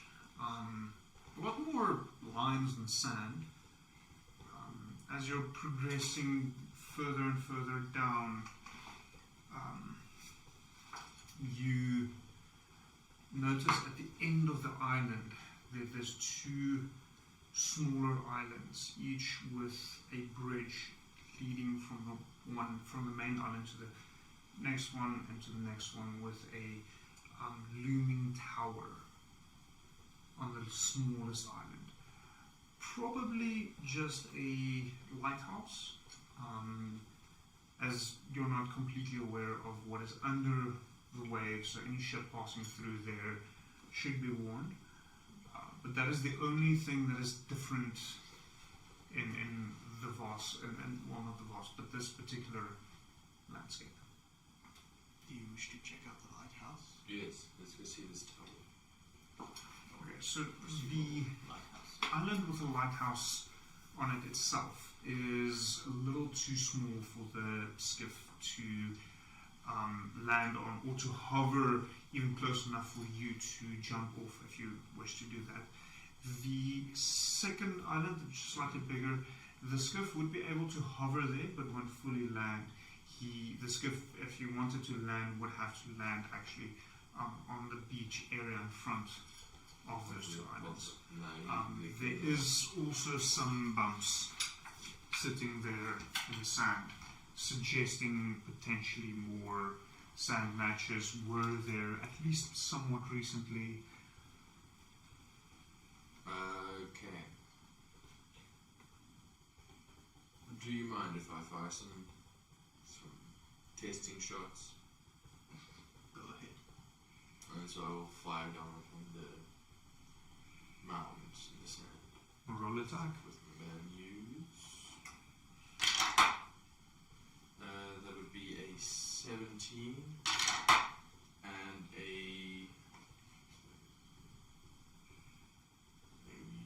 17 and a 24. As you fire 2 shots, roll damage.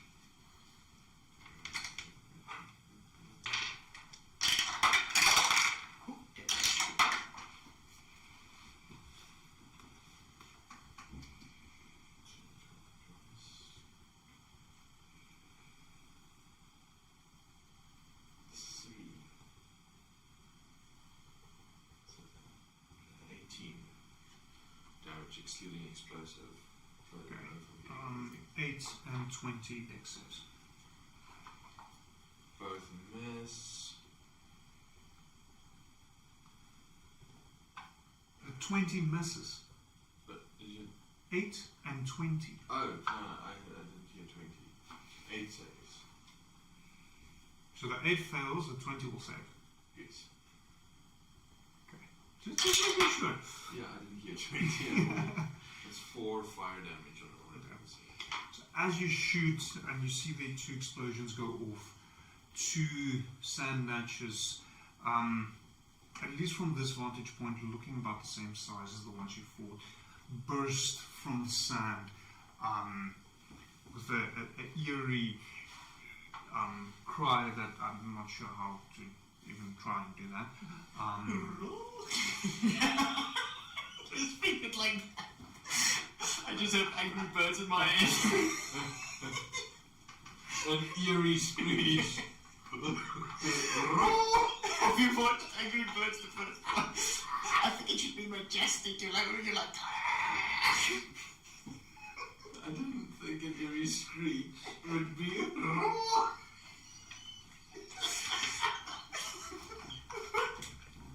This is like a...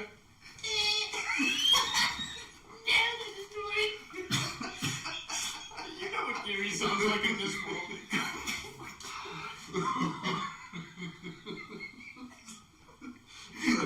So far, eerie screech.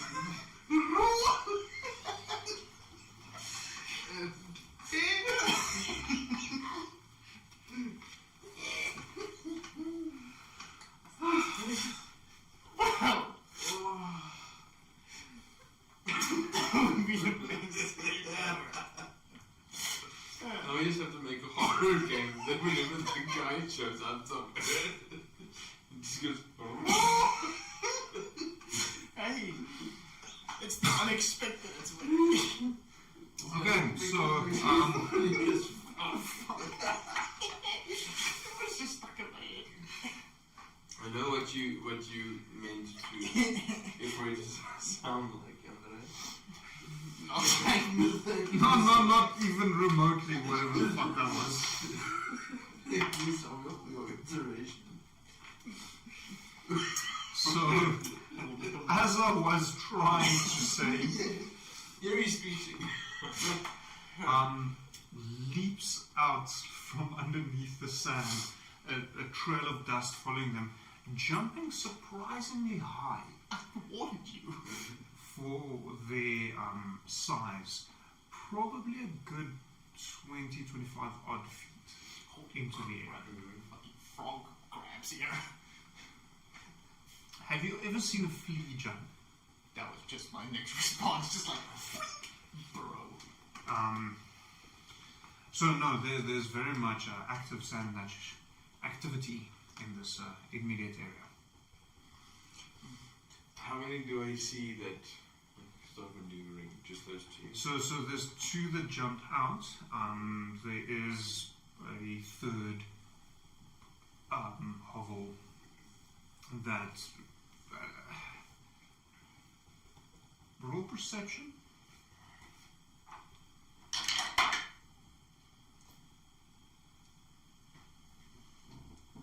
15. That seems to be unmoving. And those are the two ways they land. Not too far from where they leapt out. So probably about 10-15 feet from where they initially jumped out.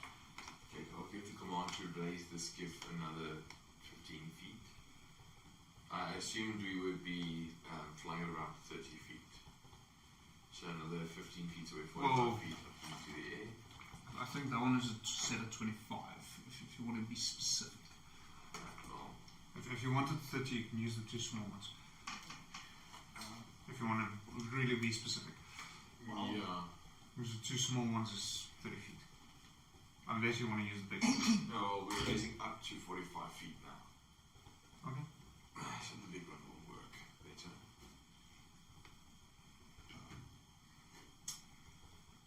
I don't know why we're using this because we're not currently on the ground. Because it looks awesome. Well, yes, I meant the flight stuff. Still good. I mean, just think how awesome it will be if we have the actual flying ship. Sick as fuck. While watching those ones jump out, Cody just looks around to see if there's any bigger, hovels that these things similar to the ones that now. Roll perception. Still on that one.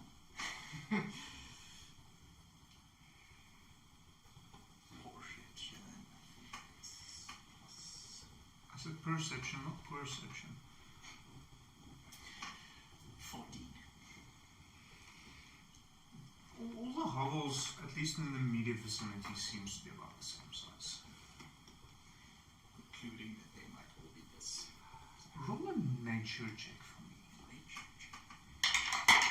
While he's studying things, Exactly. I'm going to call out and say, clear the landing zone.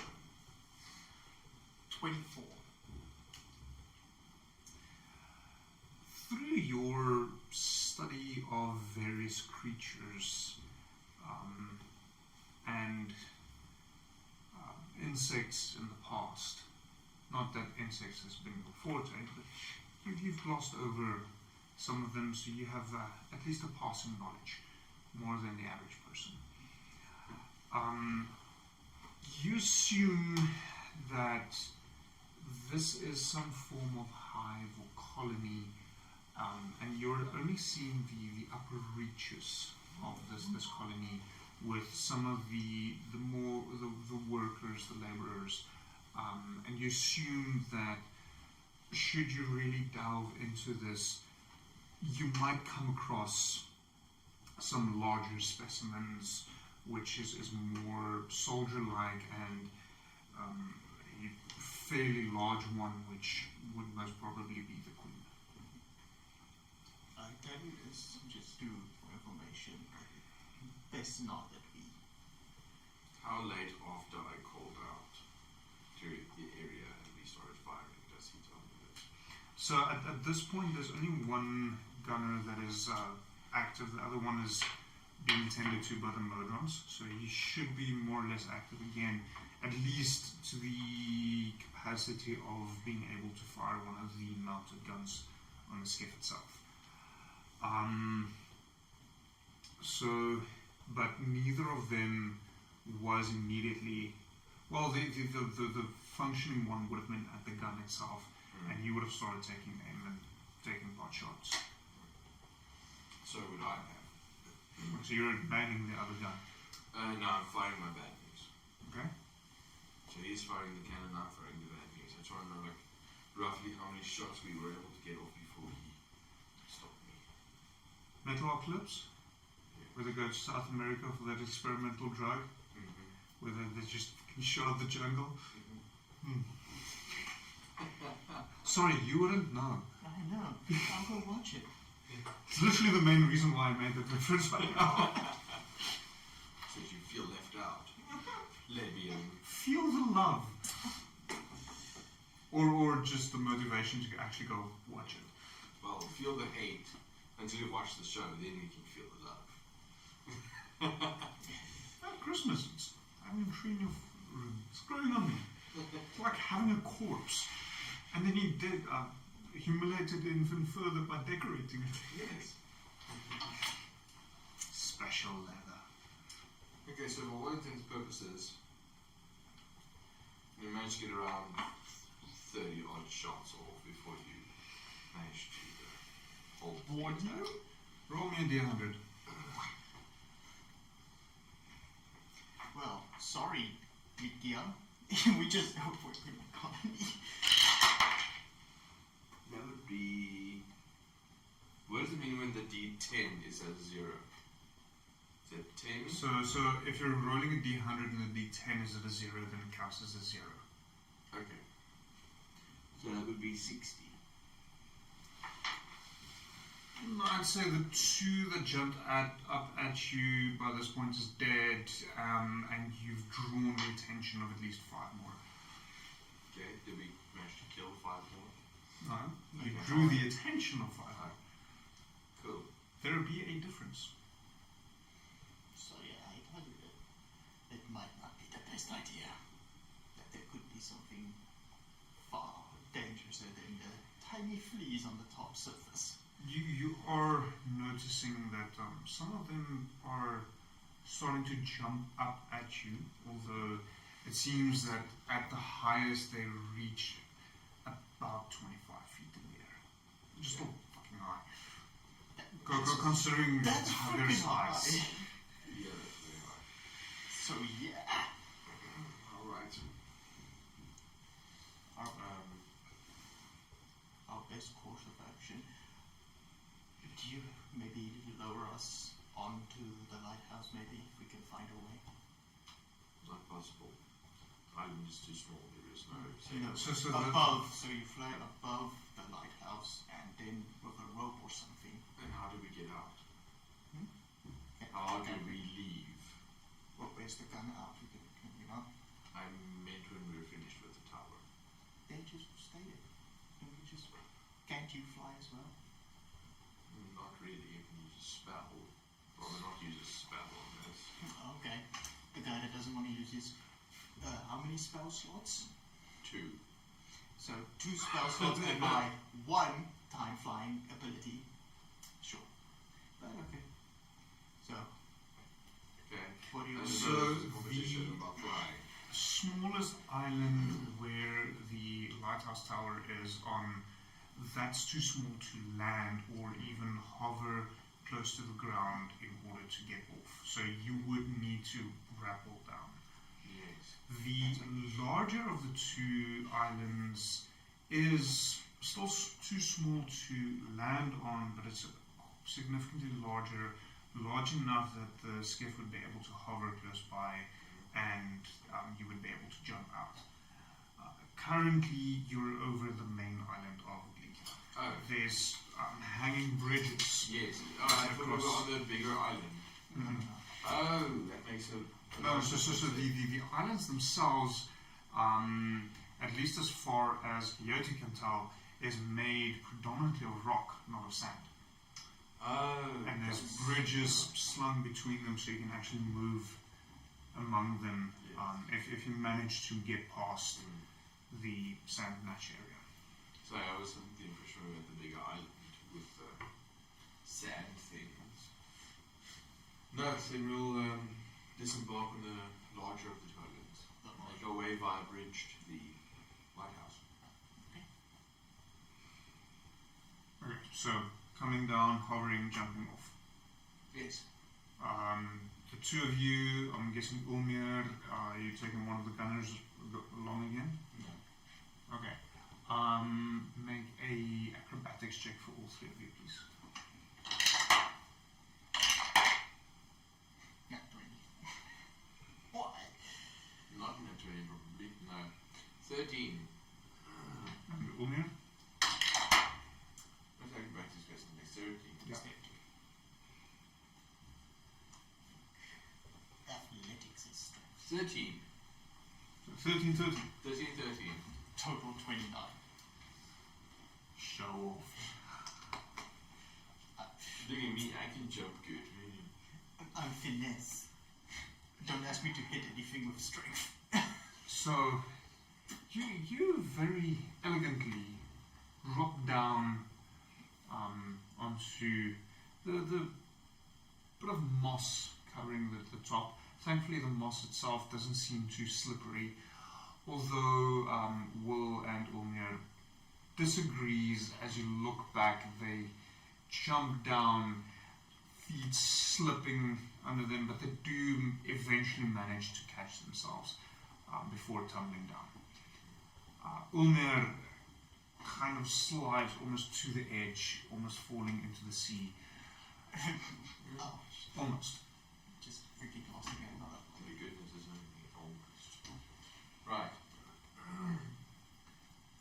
Shall we? As I referenced to the bridge.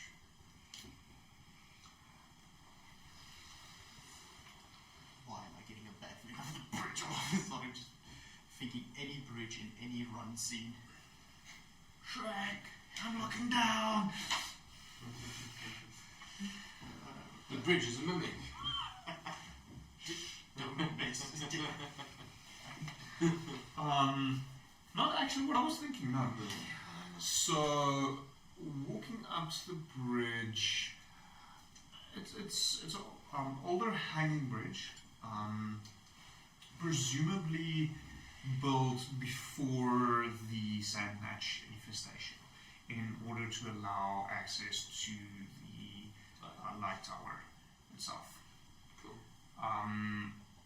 Considering storms and weather, the constant splash of waves, it's old. You're not quite sure how strong exactly.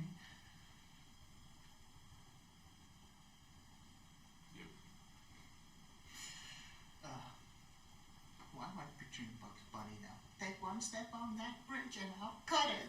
And just pulls the bridge. Well, you go first, you're the smallest. Alright. And also doing it from swimming. Well, that's his problem. Exactly, that's why I'm sending you. I slowly, cautiously step on the first wooden plank for the bridge bits. You hear the first tread as it creaks underneath the little weight that you do have, being a fairly scrawny human. Flexible, but you.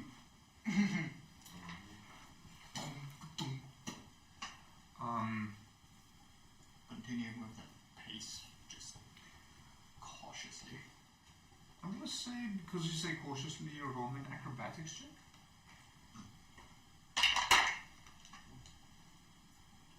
That's a 17. What can I make you roll that's gonna be bad? I told you already, I just told him. Don't make me do strength stuff. Roll for penis infection. How am I gonna get an infection if I'm immune to it? Are you immune to infection? I'm a mutant, disease, and poison. Well, is infection a disease? Technically, yes. Yes. No syphilis for him. Sorry! Be the best bard. Okay, so you. Be the best bard.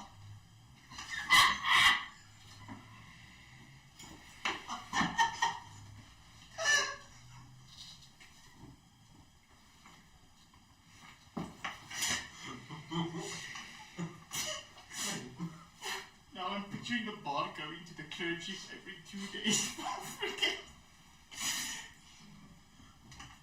I didn't even think that was that funny. No, that was just so unnecessary.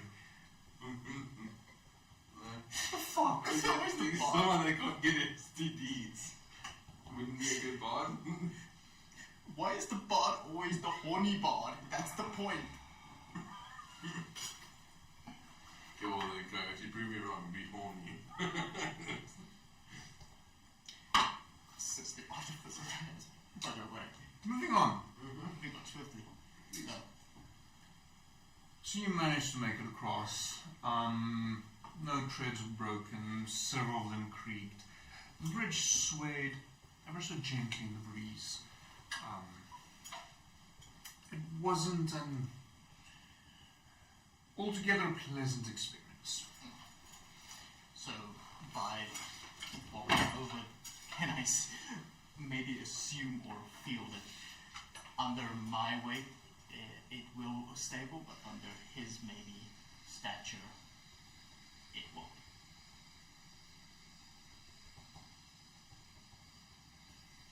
Roll me insight. I think that's close. Or just general wisdom, sorry. General wisdom, okay. And very well, it's a 6. You're fairly sure it'll carry you, so you don't see an issue. Come on, Will. Don't be afraid.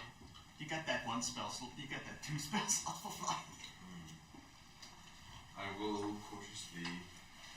Are you going first, or are you sending Ulmir first? I am going first. Okay. Stepping cautiously onto the bridge with the idea of spreading. How far are the planks away, like apart? For the most part, it's literally like 2 or 3 inches apart. Here and there is a plank missing. The planks itself is probably about 6 inches. Okay. So you can measure the gap later tonight, but the actual width, not, sorry. So I'm just going to attempt to spread my weight as much as possible. Okay, so sort of putting like a foot over 2 planks, holding on both sides. Yes, pretty much. Spreading out as much as And then trying to keep your feet as close to the points where it's tied up rather than the center. Yes, and taking rather large but slow steps. Okay. Roll me an acrobatics check, but at disadvantage.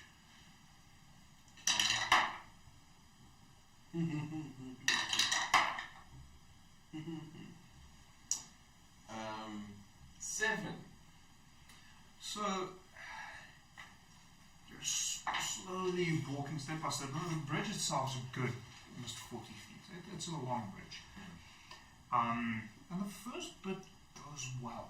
You start getting a little bit confident that this is not going too bad. And your next step, you don't place it quite as well, and you step through the planks. As it falls through, roll me dexterity saving throw.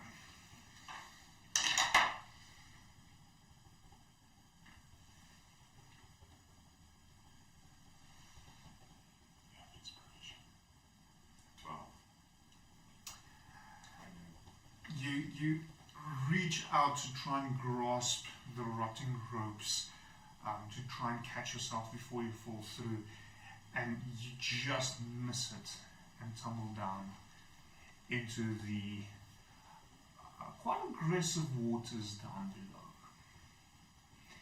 The fall is a good 30 odd feet because of the specific island types, but you're falling into water. So we'll play Minecraft rules. There's a massive splash, and there's swimming. I wanted to say sinking, then I remembered about the manta ray. So how close is the beach that I can get up? You're gonna have to swim probably a good 120 feet. And my skiff can't help me out there in the water. So presently, you are in between the 2 island outcroppings. 40 feet wide, with all the other rocks there. There's not really space for them to be. You would have to swim out into open waters in order for them to try and get to you, and even then they'll only be able to hover above the water. Yes, as long as I can just get a rope. So I'll start swimming, making my way downtown, walking fast, faces past. So you're swimming to open waters. I'm swimming diagonally via, like, Are you swimming to the sea? not directly out into open waters, but I'm swimming out enough that we're to a point where they could feasibly hover over me. Okay, so just to ensure, you do remember this is the Isles of Adomawyr campaign. Yes, Open water. That. yes.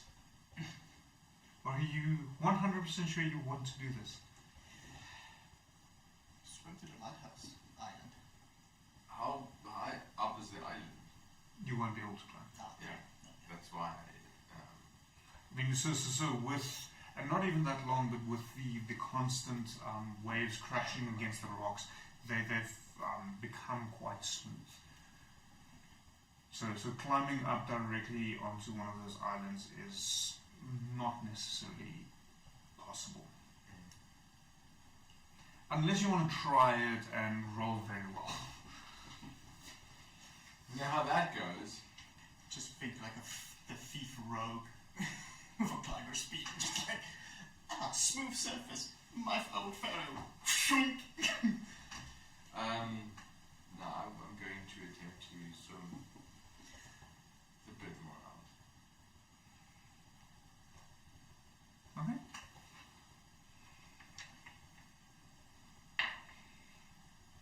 Nothing wrong with that.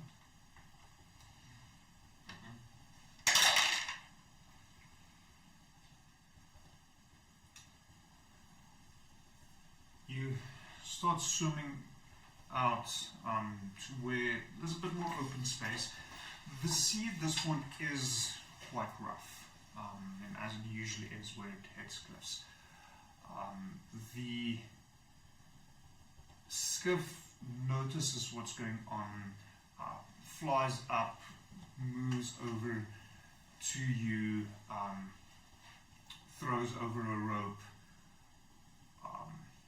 attempting to try and help you. I try and grab onto the rope. Okay. As you grab, are you just grabbing onto the rope, or are you trying to climb up? Grabbing onto. Okay. As you grabbed onto the rope, the skiff starts lifting a little, and you hear a shout from the top, followed shortly by gunfire going into the ocean. You start seeing splashes all around you. At which point the skiff itself starts lifting much quicker. A second gun starts shooting almost as straight down as they possibly can. As you are picked up and you look down, you see tentacles reaching up at you, just missing you as the skiff lifts you out beyond their grasp. They tickle your feet. Cool. For once, the dice cards were in your favor. Big fuck. Okay. Does Coyote see like this happening then? Nah, no, I haven't. Yes, you do. What should do? I mean, that is kind of what's going on right now. Would we be able to hover close enough to the lighthouse that we would hear if Coyote shot something at us? Not near enough for me to get So but you near enough for are conversation. conversation as such, no, Well, partially because of the noise of the waves and the noise of the skiff and so on. Self makes. So what I would say is, if you want to shout something to each other, it will probably be a series of performance checks to see if you're able to shout loud enough for the other people to hear you. Okay. Yes.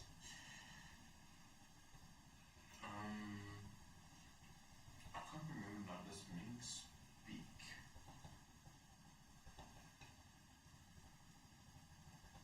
Can't speak.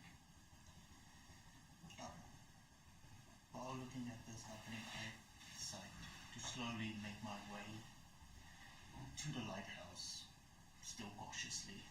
Okay.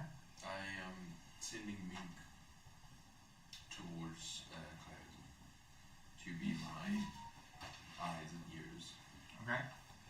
but won't be able to convey what I think to you. Alright. Mink, bump into me for no, don't do anything for yes. What? I'm confused. Can't you give it commands? Well, yes, but I can speak with it like conversationally. But can you speak to me? No, not through Mink. So, I'm telling me to tell you that if it's a yes or a no, to do a certain action. Oh, right. Sorry. I'm very fucking tired. Yeah, I'm seeing you're starting to pull amps there. Yeah, my amps are being pulled. Quite So significantly. we'll probably end it off shortly. I might with the next session with hopefully everyone's here. It's like put a divider. It's like, okay, now we're playing a bit with you guys, and we're playing a bit with you guys. Can we put pillows down as well when we have the divider? Alright, so You're welcome to bring pillows. I don't have extra, sadly. Mink will just tap on your shoulder. She'll go sit on your shoulder. And tap once for yes, twice for no. Okay, but how does he know which one is yes, which one's no? So she'll go.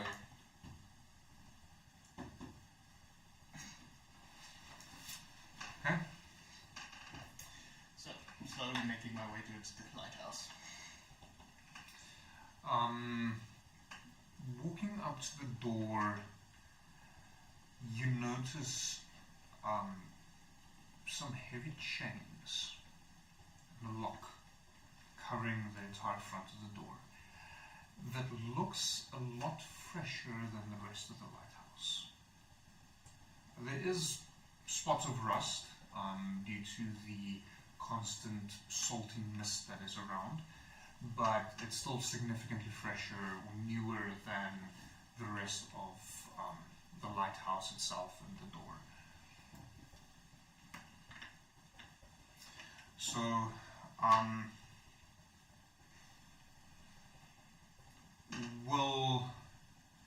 at this point the skiff will take you back to that first island and let you down, and then hover down closer in order to allow you to actually communicate with the other Warforged on the skiff. Okay. Well, we could just stay floating. With you hanging on. Oh, right, yes, I was hanging. Hence why they came back and dropped you off. Yes. I'll, Or we can do that. I'm going to try and climb up to the skip. Or let them pull me up onto the skip. Well, so they came back to the island, dropped you off. So they would be able to. There would be a lot less distance between you and the skiff, making it significantly easier. So you're climbing up to the skiff itself. Yes. Roll me a athletics check.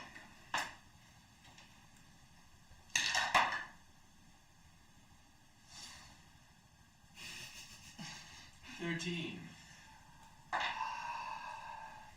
You suffered enough tonight, I'll allow it. Thank you. Okay, Coyote, what are you doing? So it's locked at the moment, or I just try and check it open. So, well, there's chains and a lock covering the door. Yeah, the guy could be stupid. He put it on the wrong side of the door. Okay, you can try the door. Check, knock on the door, check if anyone answers or anything. If it's new. Roll perception.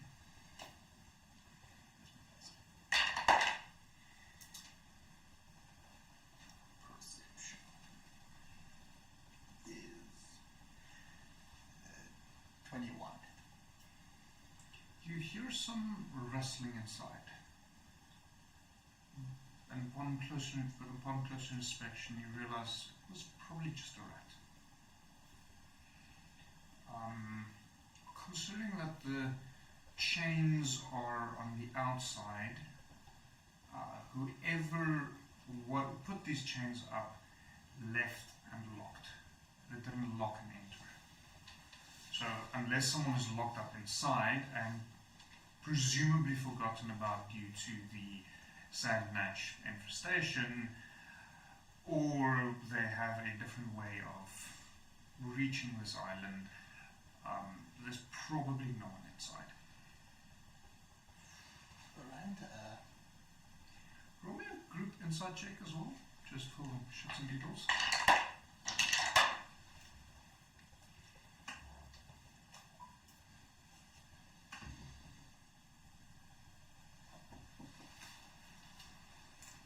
Really? Yes. My modifier on wisdom. on insight is +9. I have rolled a total of 29. Mine's a +1. I have 10. I rolled a nat 20 on this. On this. I couldn't make it over a bridge. So irony. So at this point you realize that there is a lighthouse here, but in the past couple of days that you spent on Glikia and at Scorchview, where you would have a decent view of this area, you haven't noticed that the lighthouse is functional.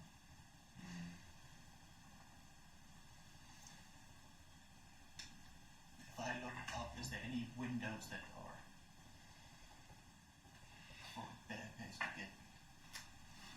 There are a handful of windows, but probably a bit too high to climb, seeing as the sides of the building is also fairly smooth. And even if you're capable of climbing up there, you're not convinced that you would be able to fit through.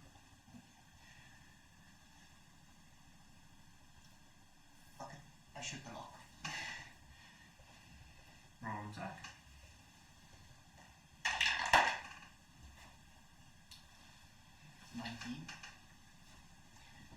That just misses. Just misses. That's a sturdy rock and a lock. Go again. Play it. Fine.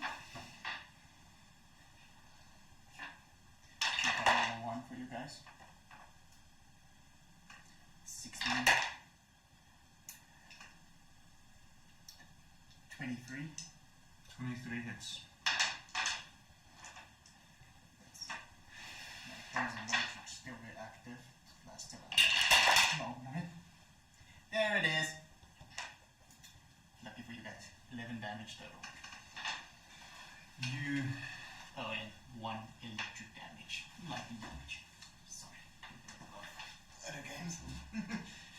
you look, you take a few shots, and all of them seem to be bouncing off. And one of them you feel headed just in the right spot, and you notice a small dent in the metal itself, but the lock remains intact. Well, I look at Mink and ask Will, should I try and proceed with the lock unlocking? So she'll tap you twice on each So fire away? Or So you'll see me slightly frustrated. no fire?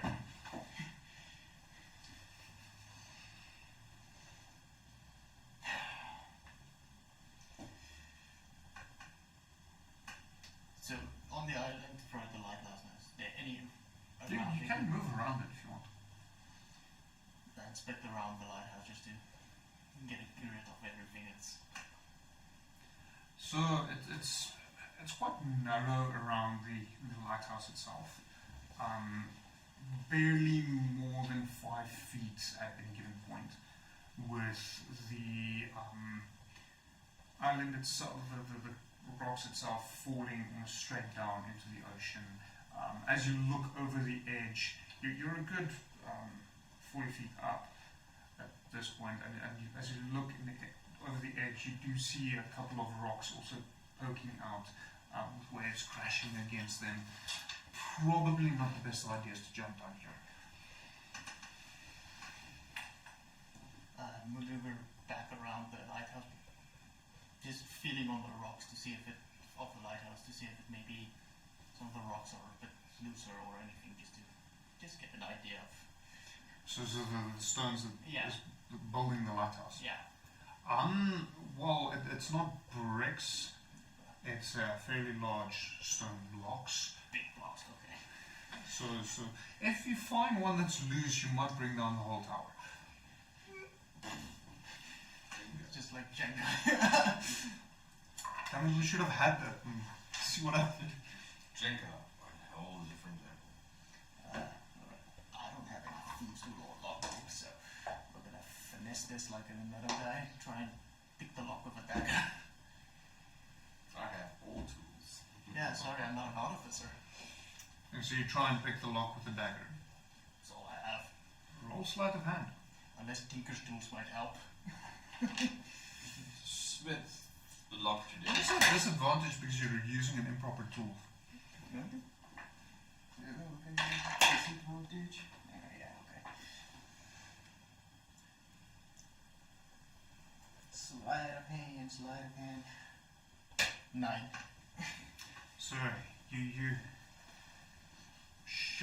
hold the lock in one hand, you shove your dagger in and try and force it open, twisting, and at one point you notice something snap and your hand pulls forward, and you cut yourself with your own dagger, 3 points of slashing damage. And as blood starts covering your hand, you pull back and you notice you broke off the tip of your dagger inside the lock. Well, here goes my one dagger. Still have the short sword at least. And the bow. I take out the vials of acid from the sand crabs I had and try and melt a piece of the iron from the lock to try and maybe slip it out. And the acid doesn't seem to do anything. Nothing. So you'll feel a gentle tug from Mink in the direction of the bridge. Alright. I follow the tug of Mink towards the bridge. Okay, are you crossing the bridge again? Gently and slowly, let's go. Acrobatics check, please.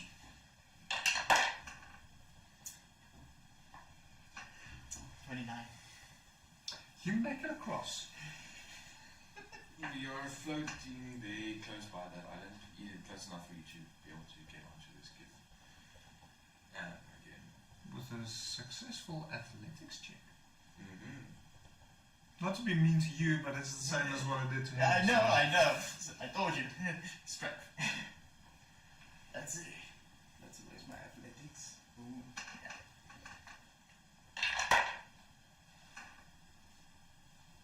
What is that? 9. Can I try and reach out to help him? Sure.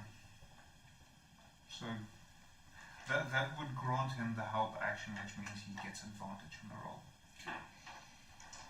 You get advantage on your roll, so don't squander it. 14.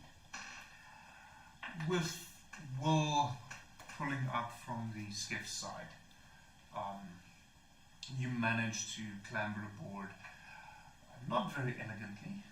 You very much descended elegantly, but ascended. Not so much. At which point the skiff lifts up, and looking out of the ocean, you see more or less where Will was, a fairly large tentacled creature.